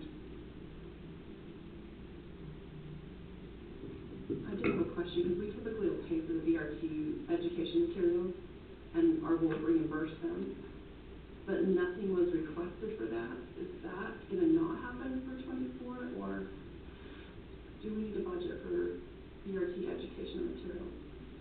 Let's say that's, on mine shows the same. Here's what, mine shows the same request. Well, it shows the same request. I think the question was, are we gonna be able to be reimbursed for the training materials? No, she doesn't have anything that's requested. I think On the it's, 12,000? I'm gonna just delete the cell, it's blank. I think it's getting split up. The one above 12? Because it went, did it get dropped down to policy procedure update I instead believe of, so. I believe so. so that you just gonna move that 12,000 back up where it's supposed to be? Right. And then the 7,800, is that something that's gonna continue for the policy procedure update? The policy procedure would be, have to be looked at, pay $300 mandatory on that one. With what is necessary. That is some that we have to have. Everything's just dropped down the Yeah. same. But your dietitian, how much do you have on your dietitian? Do you think you're gonna need that? Dietitian doesn't show anything, Okay. just because, we have Will who's over that, and he's Oh, there's contracted some with, of- so. Okay, gotcha. Mhm. So they're just in the wrong spot. Yeah, it just had an extra cell on it.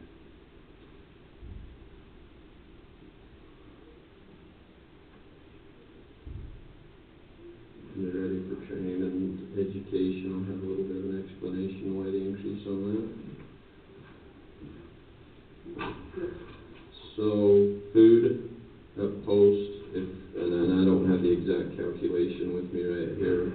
I think, if Heidi was in here, she cuts the checks when we do per diem for, No, we cut the check. huh? I cut the check, or we, on my house cut the Okay. check. So, me and Ginger have talked about this. The food allowance itself, when we go to post, is a lot more than what we budgeted for. They don't cook or serve food at a cafeteria, so we have to give the cadets per diem. And so there's a lot more food cost than we had prepared for in the past. What is per diem now, per day? Per week, we pay it for, It depends, they get so much for breakfast, so much for lunch, so much for dinner. And then it just depends on how many meals for, and we typically pay for like 2 weeks. 2 weeks at a time. Mm-hmm. So the checks are $300 to $400 for the per diem. Yeah, and it's about 13 to 14 weeks for the academy. Plus any training that I send somebody to that they have to go, like, and these are ones I have to have. The intensive sexual homicide trainings are a week long. So I have to be in for meals and rooms and stuff like that. I'm sorry, I'm getting in front. This is corrections, but some of these corrections guys are LEO certified. They're going to have to go to mandatory interview and interrogation courses. Those ones generally run about a week. They'll also have to attend a basic crime scene academy, which generally runs about a week. Sometimes on those we don't end up having to pay for rooms because they're able to drive back and forth. They hold it in St. George. They still got a mail cost and stuff like that. And also where, back in jail where we have Spillman, every department pretty much has their own SAAs, which is over Spillman, and that's all they do, period. Whereas we don't have anybody that does that at all.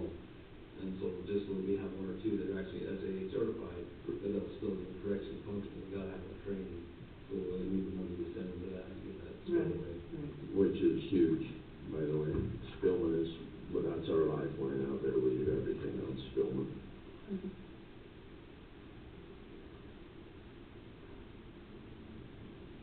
Reason SWAT to corrections on SWAT and patrol are going back up is because our less lethal ammunition stuff that we use expires. And we've been lucky so far, and we'll hope that it stays that way, but we prepare for the worst, and so our guys are trained well, and we have good equipment, plus we are making some changes in our control rooms as far as to have emergency response equipment stored in safes right inside of our control room, so if an emergency jumps off, we can have people handling it without waiting for the team to get out there. So there's a little bit of an increase. We went back to the 20 that we had been prior to in the years before.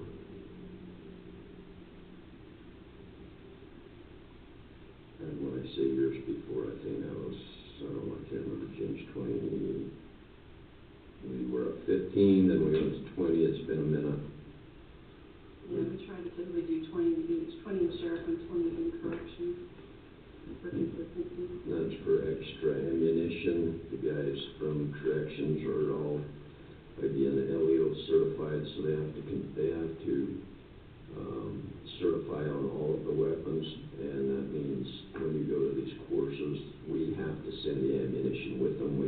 expensive.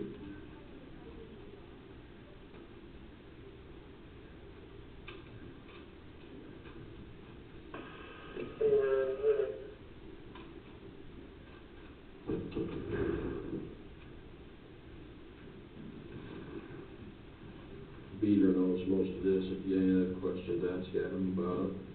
You might wanna talk about the remodel in the admin area, that's something new. Yeah, I'm not very involved in that, so Adam, go ahead. Well, that's lower less obviously, a requested build just because they wanna actually retake the inside of the admin. They wanna try to get new, redo the offices, get new, basically desk furniture, they wanna try to redo the floor and actually make it all carpet instead of the hard floor. It gets really cold in there and ups the heat. Pretty much that's what he's asking for, just, and not necessarily the necessity, but just as a request to see if they can get anything out of it. In the past, in the admin offices, though, we do it up front, it should have been done in the back.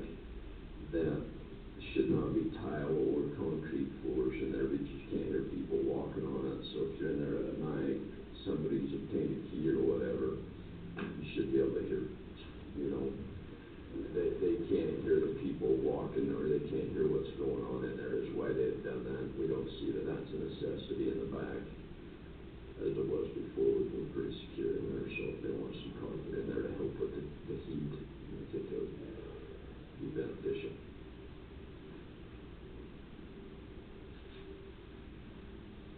And you're gonna trade out the transport vehicle, is that which one it is?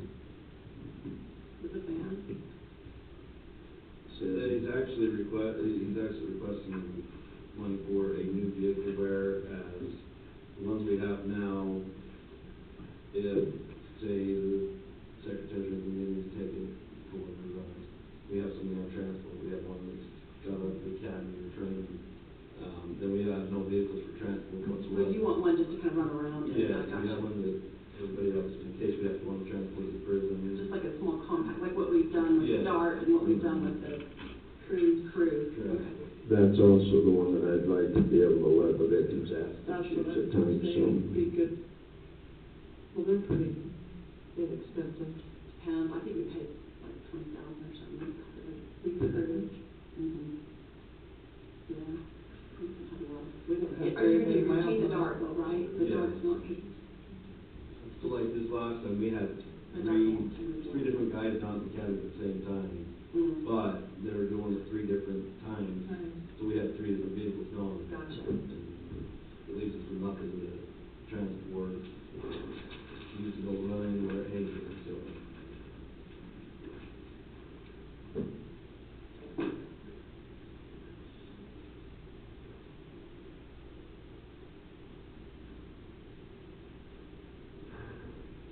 We try to keep one at the jail that has a cage, just Just in for that case. case, if we have to transport to the prison, we've got to have it with the cage to manage with it. Right, which makes sense.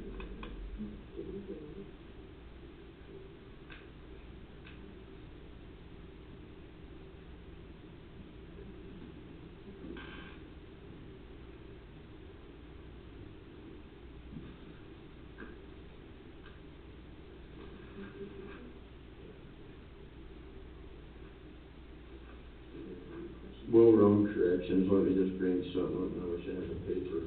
Let's see if I can pull it up.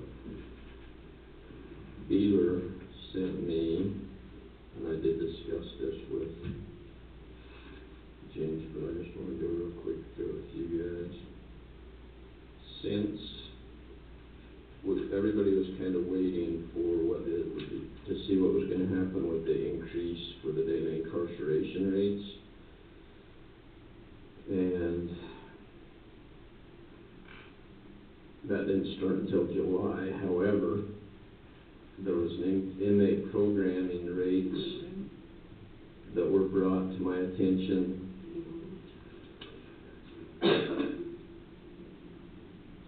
that since January, so that he just wanted us to know the totals, what they were. So I'm going to try to read this the best that I can.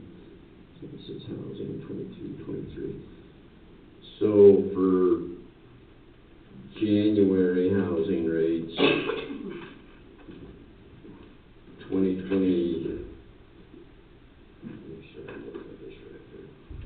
The MRT program is up, Ginger, if I'm wrong, jump in, 42,000 is what he's saying was increased. So we was up almost 3,000 in January, 2,500 in February, 3,800 in March, $3,000 in April, $3,000 in May, $3,000 in June, $4,000 in July, and then it's went 5 in August, 4 in September, 4 in October. For the numbers that he's showing us, they're showing a difference from to date, totals to date. We haven't received September's payment yet. I suspect that will be coming in time. Yeah.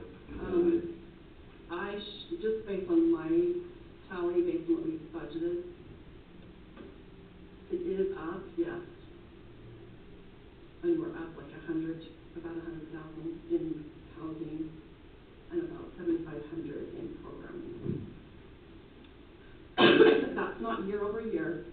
That's just based on what I budgeted. That's the increase I'm seeing as far as Just for this calendar just year. growth, yeah. And that's got to do, if I'm right, it's got to do with the way you do your formula? Your formula can be totally different because I'm trying to show money collected to pay the bills. So my money is different than what you're showing. But if you're going to go year over year, yeah, there's definitely an increase. There is an increase, so that's what I'm showing, because I know you got to pay bills, it's a whole different ballgame.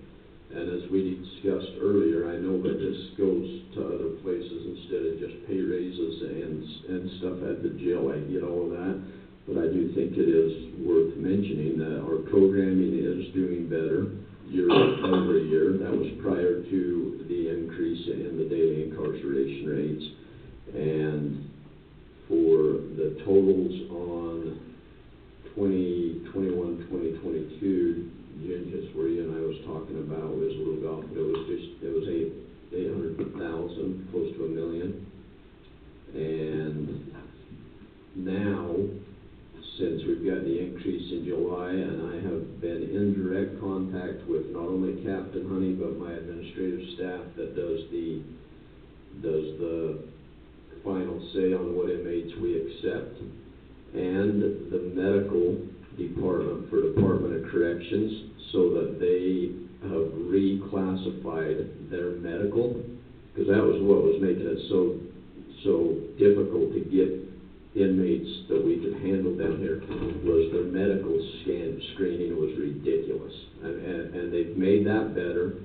And I looked at the daily incarceration rate. I noticed that there was a drop in it, and I called it Director Honey, and I asked him specifically, I was like, is this just a way to offset the increase? Is that what we're going to do here? And he's like, absolutely not. I've got this many people on your waiting list. Talked with Kurt, talked with B, and these guys, and we went in, we re-accepted, but we're running probably on average, there for a while it dropped clear down to 320, high 320s, low 330s. We're running an average 355-ish is where we're holding now, very well. We budget for 340. I budget for 345. We've got it now where they're going to try to keep us at 355 as much as they can. Even if we have to go a little more than that, so we still. And we'll try to get up to 360, but then when we get into that area, we start running into problems because we don't have places to put people. And that's the other thing, if you ever want to come out and see how we select them, is they send us a recycled list. So they send it out to every county that contracts, and if one inmate is not picked by this county, this county, this county, and this county, he's recycled back to the front. Well, they know for a fact that we do not house Norteños because we're full of Sureños. And we'll still continually get Norteños cycled to us. And we're just like, no, no, no. But then it also depends on how many we have on county inmates. We've had some extremely long-term county inmates. Two of them just got handled yesterday. That'll be shipping out to prison here pretty quick, so that'll put up a couple of beds. 3. And so, yeah, we'll do whatever we can do to keep that place as full a state as we can. And Captain Honey is godsend, been to work with. I mean, he's been amazing. And that's why those numbers will fluctuate with the MRT, DRT, just because of the fact of how many we get. And not only that, the way they make them contingent anymore, because they make one inmate contingent on the program and MRT, or they just may make them contingent on MRT, but they still got to go to the jail just to get the MRT, and that's why the MRT numbers can fluctuate up and down. Yeah, it holds pretty steady at 165 though, right? Mm-hmm. Any questions on the corrections? No, I think it's pretty straightforward. Did you say 6% on the raises? I'm asking that across the board for my entire, everything that falls under the umbrella of the sheriff's office, yes. So doing the math, the numbers don't line up.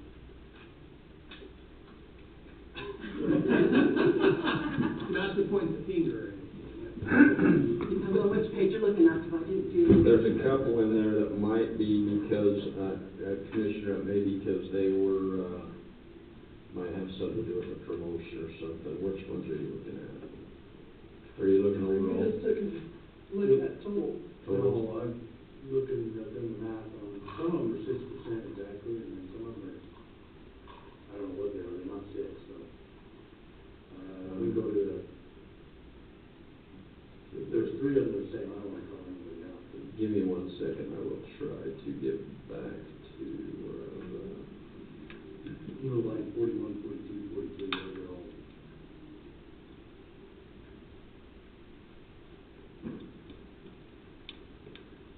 I think they've incorporated when they come out of post, and then they get done with their FTO training. Yeah, they're not done. They get a bump, I think they. So they get a bump. Yes. they will get a bump after 6 Factors out, months. but whether that's everything, I can't tell you. So the way that it works, in case you're not familiar with it, is when we hire them, they're hired at a certain rate. When they go to the academy, they get a little bump. When they come out of the academy and they complete their 6-month probationary period, then they get bumped again. Which is the FTO. No, who else are still on FTO? Okay. And so if they're above that list, there's probably a promotion plus the COLA? Hang on just a second, let me look here. Everybody else above that is not on. They're on their FTO and Where are we at? Skip?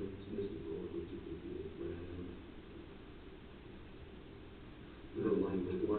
Line 12? They're actually a little better. I just called them on these two. Right,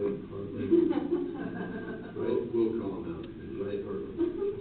Don't tase me. We went to school together. Pick on me all the time. Oh, they did? All right. Okay, so, yeah, they're still on probation. They'll get the bump, but I do, they passed the academy, they're in the midst of their 6 months probation. And so they'll have, if they pass their probation like they're supposed to, then they're doing their job, they're doing what they're supposed to do. This is not a merit increase that I'm asking for, it's a COLA increase, so yes, they'd be entitled to that 6%, I feel. Okay, which one was that? The 3 that you're talking, well, I'm asking for everybody, but the 3 that you're talking about, they still have not completed their probationary period. When they do, they're working for us now, they're out of the new academy. hires, right, so they have to New go hires, to. Okay. So they got 6 months, and if they do what they're supposed to in the 6 months, then they'll get an increase. That's a merit increase, or coming off a probation increase. And so that will be the wage at the end of next year, 2020, or does that start? Starts as soon as they finish their probation, which I don't know when they graduated the academy. They probably got down about 3 months, so. That's gonna be close to the first of the year. So they could get the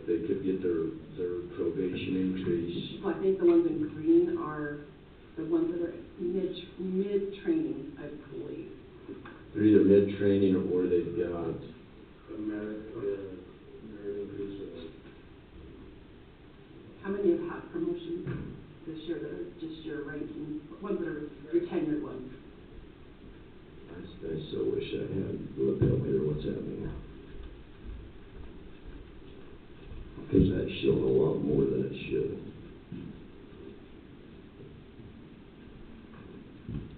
There's an updated salary to where they have come off of probation, which would be the guys just above those, yep.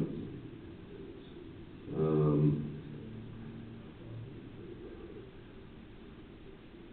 believe what he's got is that's what they're gonna be going like.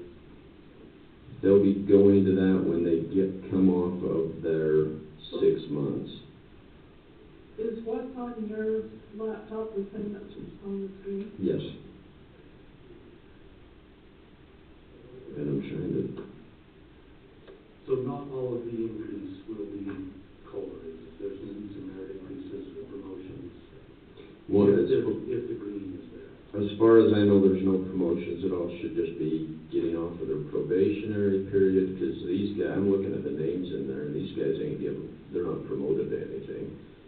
I mean, I'm looking at, so I look at, just for an example, line 477. If you look at 00477, he is still in the probationary period. What about 413?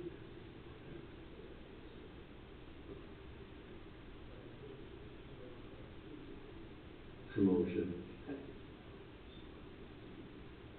Well, it's looking like from what happened either done, this is what they were making at the first.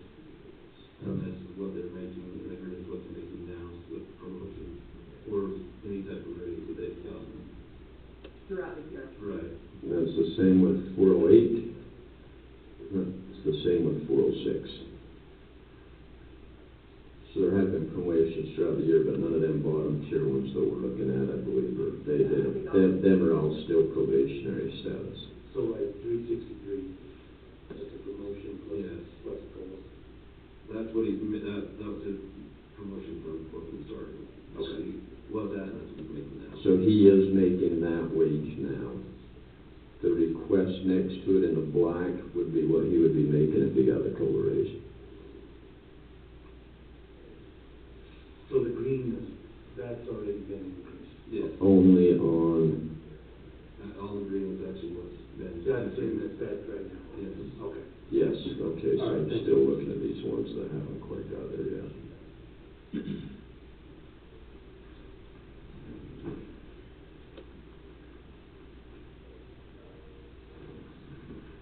Like 471, that's probably been his increase since he came out of the academy, when his graduation.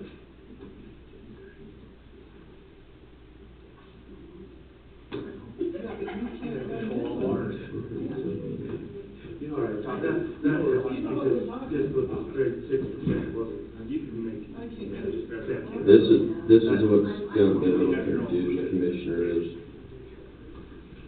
I know that 477, he's not off of his probation, he hasn't been out of the academy for 6 months. No, he's actually, what it is his, from when he started the academy and now that he's out of the academy. Okay. He's still got another one coming from what he did probation, so. Gotcha. So come January 1st, what I'm asking for is 6% COLA across the board, but now internally, we may have some adjustments being made because of like a 1.5% for completing, or 1% for completing probation, but I think right now our promotions are pretty much done. We're talking your leadership promotions, right? Right.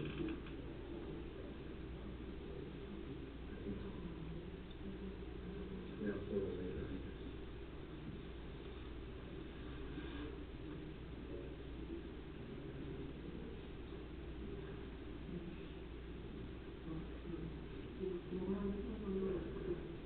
I think that's clear now, what the confusion was, so I think we're good.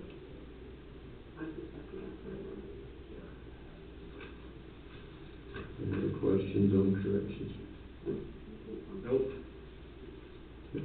Sheriff. But animal Sheriff. control, Sheriff or what? Yeah, sheriff that's would be my animal last control. Oh, animal control? Whatever he's not. Animal control, sorry, Clint's not here. This is only one sheet of paper. It's pretty, yeah. It's pretty, same thing with the salary, the overtime that he's put in. Just one thing on the overtime, so everybody's aware of this, and I know that it's, the way I explain it may not be exactly how Ginger likes it explained. We have a contract with the Forest Service. We found out there was a lot more money in that contract, that if we go out and do Forest Service patrols, that they will reimburse us, and that for a long time was a lot less than what we got this year. So this year we had quite a bit more overtime paid out because the guys were going up and doing Forest Service patrols, which I needed them to do. We had a lot more people on the mountain, and that money was getting reimbursed. I don't know if you've received a check yet or not. Did you have it? I don't think so, not yet.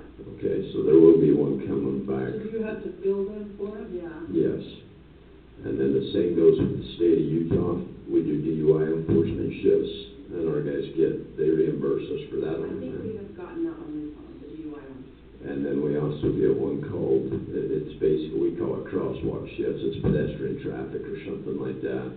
We'll have guys go work that in the school zones primarily, and until you guys can figure out how to get a stoplight on 200 North and Main. We do it over there too. Beaver cities actually. We've already discussed that a lot, but the city's requested that, I know that. I've requested it. I requested as We well. sent a letter We for sent a them as support well. up, so. That's got that. But anyway, we work that quite a bit, but we try to primarily focus. I have guys in the morning, every morning at the school zones and in the schools, so that's kind of where them are, and then the state reimburses us for that money. So that, there is some reimbursement on this overtime that you'll see on here. Another one of those new problems, yep. We're gonna be getting new equipment, a new truck for animal control. He is getting a new vehicle, and he's definitely gotta have it. We're trying as hard as we can. We got some money left over in this year to get it done in this year's budget. If we do, then that'll wipe that out. But it's about getting the truck, and we're struggling with companies. I guess everybody's struggling getting vehicles right now. And so that will be just basically the cost of his truck and getting the equipment changed in and out of it. And that will be one of the vehicles that's changed over this year. I think that shows up in our next budget, doesn't it? Well, it'll be in sheriff. Yeah. And everything else pretty much the same, it's like, so. Yeah. Okay? Sounds good. Sheriff now? Same thing as far as increases. I've asked quite back when the sheriff was in the position, and I was the chief deputy for the last couple of years. I've tried to get more positions on patrol. I'll explain why, and then you guys are just gonna have to make a decision. I can only ask, and I understand that. But I have, looking at my roster right there, from 261 up, are pretty well maxed out on their vacation. And so they've got a lot of vacation they can burn. They are also, if you look from 268, 253, 252, 251, 254, all of those guys, we're all pretty much redlined as far as what they can. I'm just saying that because I'm the oldest dude in the room, but these other guys are taking on cases that I'm overloading them with cases and asking them to cover patrol shifts, which is absolutely ridiculous. They have a bunch of sex cases, they have a bunch of youth sex cases. They're not able to dedicate the time that they need to those cases because we are covering patrol shifts because all these other guys are maxed out on vacation. I could use some more help out front. And I know when Ginger does her budget, she always talks about what we're bringing in and what we're spending, which I understand that. But if I could build one more crew of guys, that would put me to where I could utilize guys on the interstate doing traffic enforcement, and then they could also respond to assist in other calls. But when I need them to cover vacation, I do not have to call one of my sergeants that's got a stack of cases on their desk that they haven't been able to follow up with. Right now, I have RIMN, which is the Rocky Mountain Intelligence Network, which is a national organization out to my office right now, working on 3 cases with number 253, Glenn, I'll just say it, Woolsey. He slammed, Laura slammed, Rex slammed, just trying to handle these cases, but they're also doing patrols just so. That's why I put in for the new positions. I won't ask anymore if that's where I'm at, I need them. Benefits again, we can't talk, I can't do anything against. Travel and expenses went up by 15. I'd like to just go over the cost of fuel as what was one of my concerns, correct, Ginge? And then just with fuel, everything else increases, and I'm trying to keep some of these vehicles longer than normal so we don't have that big expense. But if I do that, then I'm probably going to end up having to replace some tires, maybe batteries and stuff like that, so there's an increase in that as well. Office expenses, I really didn't see anything there that we worried about too much. Few things in there, right? You don't need Trover? Well, we've got it in another area, we found it duplicated. We looked at that and just really hadn't spent much on that. It was in 240 and it was in 250. So we took it out of one. So there's, you had a 250, the cell phones,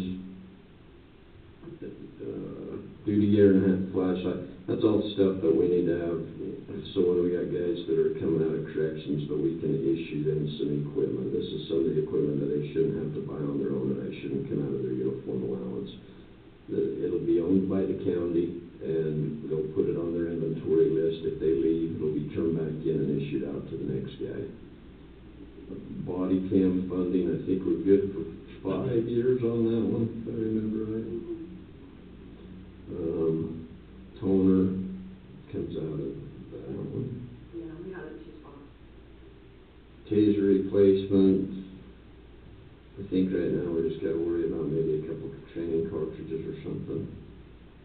Surgy is what we use, that's the company that we use for like fingerprint powder, crime scene tape, evidence, packaging materials. Tango, that one's going away. That was a $5,000 cost that we're not going to incur this year because we're going to go with the one that the state's going to offer us for free. We like that good word. Yeah, $395. Personal services, you're going to see an increase on that one, and I have a very legitimate reason for that at the very bottom. Let's see, Spillman maintenance went up a little bit, 58, surviving spouse.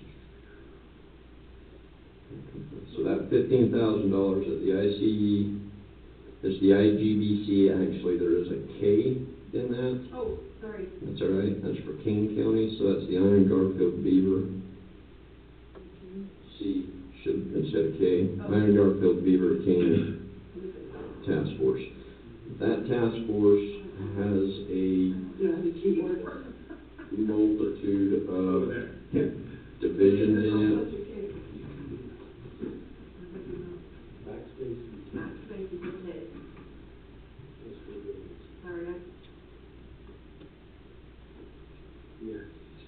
There you go. sorry, that was my mistake. No worries. So that includes, again, a multitude of units within inside a task force. So you have a SWAT team that is available to us, and they have extra equipment that our team does not have, and they can respond to help us. We've utilized them before, and we work with them. Our guys train with them sometimes.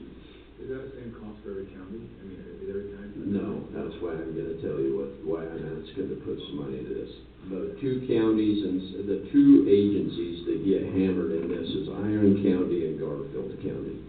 Because there's also in there, you've got the narcotics group, which we assign a deputy to, but he's so busy over here covering, he has multiple hats. He's the patrol sergeant, he's the narcs detective, he's taking overflow calls on other cases that need a detective assigned to him instead of regular patrol, and he's just got a lot, and that's Rex. And so we assigned them initially one guy, Iron County and Cedar PD, they have several guys assigned at that task force. But the big one, which narcs is obviously a huge thing, it's a problem, we know it's a problem, we try to get ahead on it the best we can, but they help us a lot with that. But Kane County just come and asked to join it because we've got also what they call a critical incident task force. We just implemented the critical incident task force, dispatched the CIT task force the other day to a attempted suicide in Iron County Jail. That takes up approximately $5,000 minimum cost for that team. Most of that team is made up of Iron County detectives, Cedar PD detectives.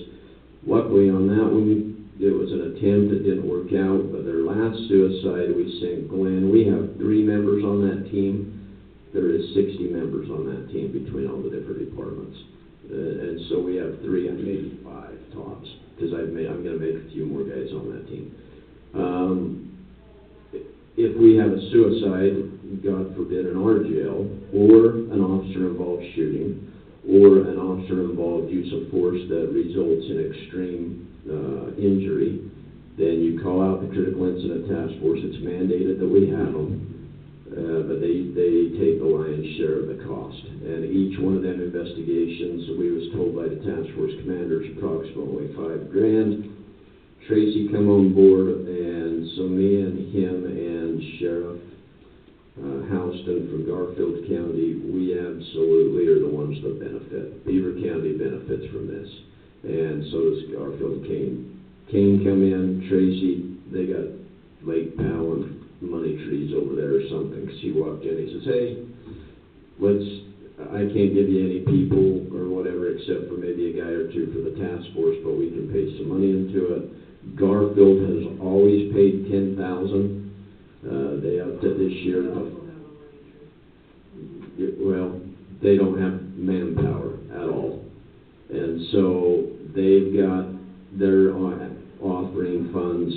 I feel that if I have something happen in my jail, which is pretty much inevitable, it's going to happen. I have to call these guys. I don't have a choice.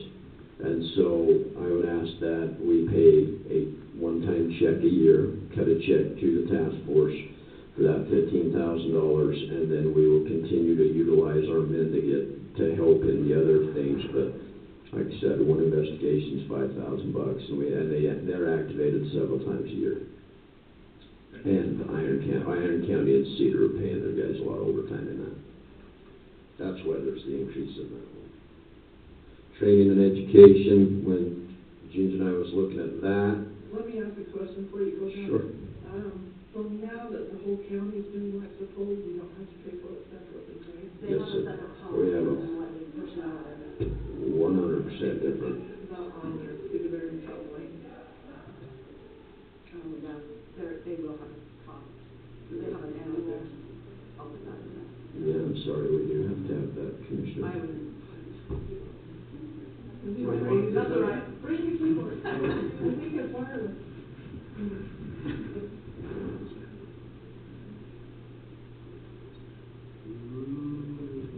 Clear.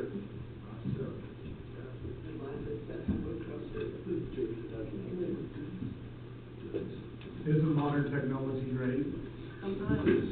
What is that cost, James, do you remember? It's around 8,000. I'll go fine tune that one. Thanks.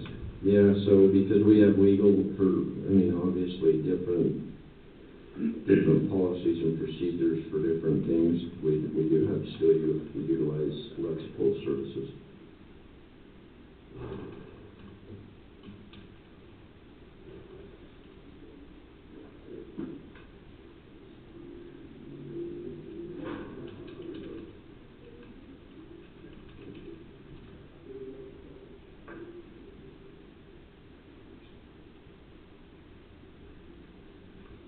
I've been trying to, I was gonna say something more critical here. They have some more grants that would pay for a search and rescue vehicle like what you've got out in the jail. I know that he applied for one and then the sheriff did too, and they thought they were the same vehicle, but they were not. So if you have to, they have those grants.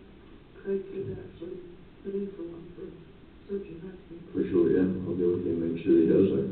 If it's available to us, we might as well utilize it. They have a huge state balance right now, and if we don't use it, they're gonna find another place for it. Sure, yeah, I'll tell Craig to get on top of that. You can get the trailer and everything with it. Okay, I'll get with Craig and tell you on that, thanks. That's how Daniel was out there, so yeah. Well, I know that. They got a lot more area, they have to cover, and have a lot more search and rescue stuff that they have to do than maybe the sheriff. I think Marty just got two, either four-wheelers or side-by-sides, but I thought it was. Big side-by-side. Yeah, good. Yeah. Yeah, I'll get with Craig and make sure that we're in on that.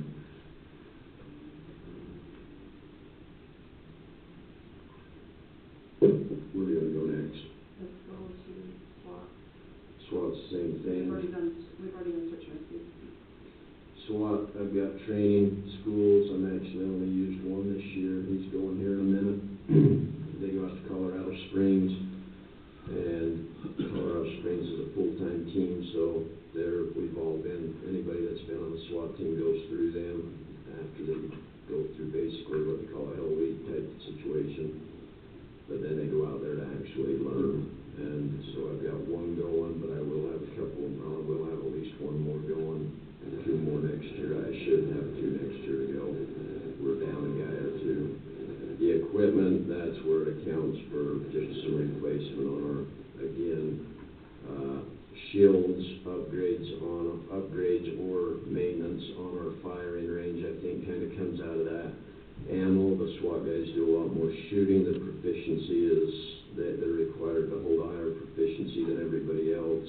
I put in for the suppressors last year, just so you know, those were not purchased, I don't believe.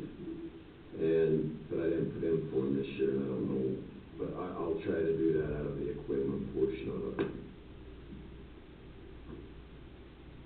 So I'm just asking the increase that I didn't put that to a full 20 because I figured like I said, I was gonna need to, most of our less lethal stuff will be utilized for the jail.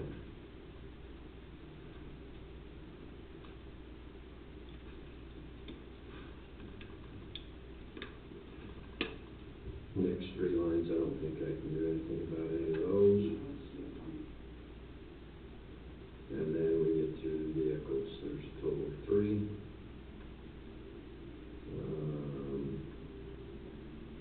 I don't know where we come up with, let's see. What's EBS? EBS is the people who take our equipment in and out of our vehicles, reinstall it, and do that stuff.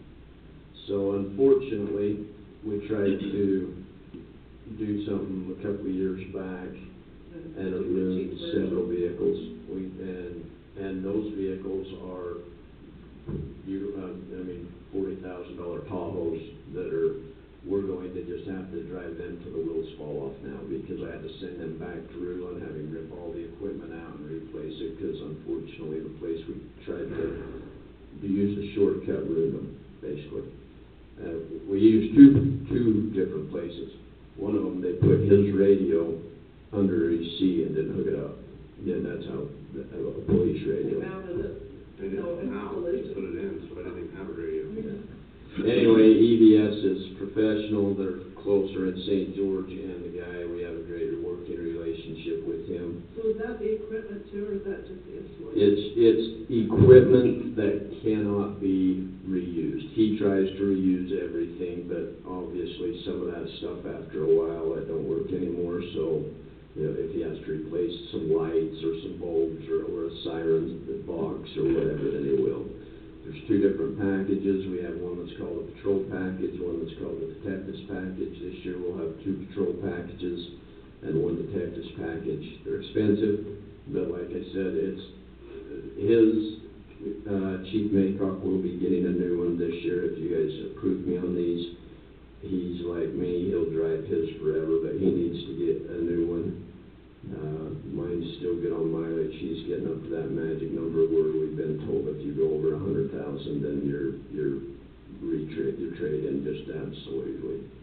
drops off tremendously. He'll hit that if we don't trade his in this year. The other vehicle was Mutt's Durango, same situation. He's getting really close to the miles on that one. His was used a little harder than Kylie's was. And, Wade driving that one now? we had Wiseman driving his because his Tahoe was one of the, it was literally inoperable. That was the one that we just had Reuben fix.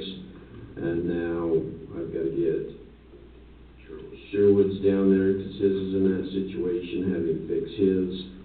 Right now, I think it's just kind of an extra. I don't know, when Sherwood's gets sent down there, Sherwood will drive it for a minute. But I kept the patrol, the speed car, the Durango, and then obviously I think that car, the Durango or whatever, will have to be utilized by one of the new positions. If you give me one, we'll make it work. Officer Merrill did a very good job in getting education on livestock collisions. You're in these books? No. Oh, I was gonna say. I was gonna say, I've You had. just had to do the investigation. That's good. Well, not good for your town, sorry. I don't think I got it figured out, but I mean, we've had some unfortunate and accidents with our vehicles this year. We should give some people some driving lessons. I will not argue that fact with you. Believe me, they know According to too. the sheriff. I haven't wrecked for a long time. I'm really good about driving, I just don't. Well, I thought it was the sheriff that was causing trouble. I caused one. Well, one In more- 30-something years, I've been in 3, and I drive a lot, so. Okay, is that it? Yep. A mouthful for a while. Good job. No, hopefully, works out. I would like to say one thing. Well, no, I'll wait till see what you say on raises. Thanks, guys. Yeah, thank you. Appreciate it very much. Appreciate what you, and thank you guys for being so helpful with me this year. You guys were great. Always answering the phone. And thank goodness we all didn't get beamed up by some weird thing over the weekend. I heard us. I think it Oh, was it went well. It We was had about all right. 7 foot Asian out there selling sunglasses on the North Interchange. Well, what's his face, Oh, really? Lodeberger was out here in Black Rock, so.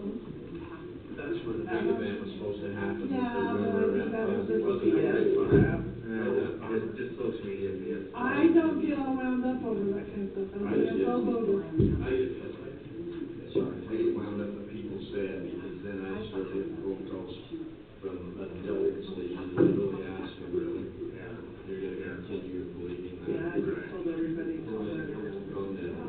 But just so you know, Miller County had, Gunnison had the exact same thing. Yeah, we all have So everybody had the same issue. But I think everybody went unsafe, and businesses were tickled to death and did great. Thank you, guys. Thanks, Tony. Thank you.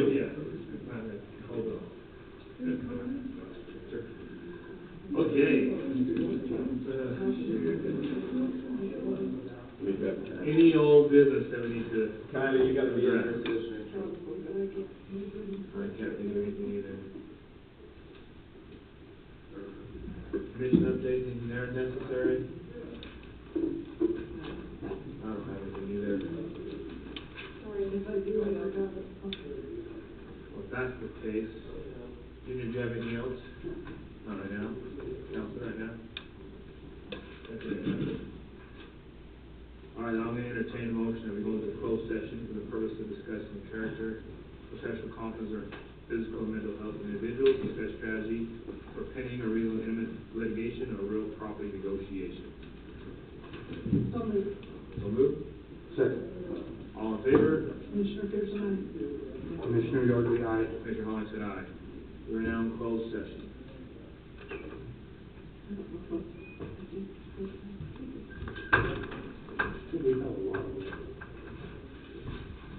Is that what? Oh.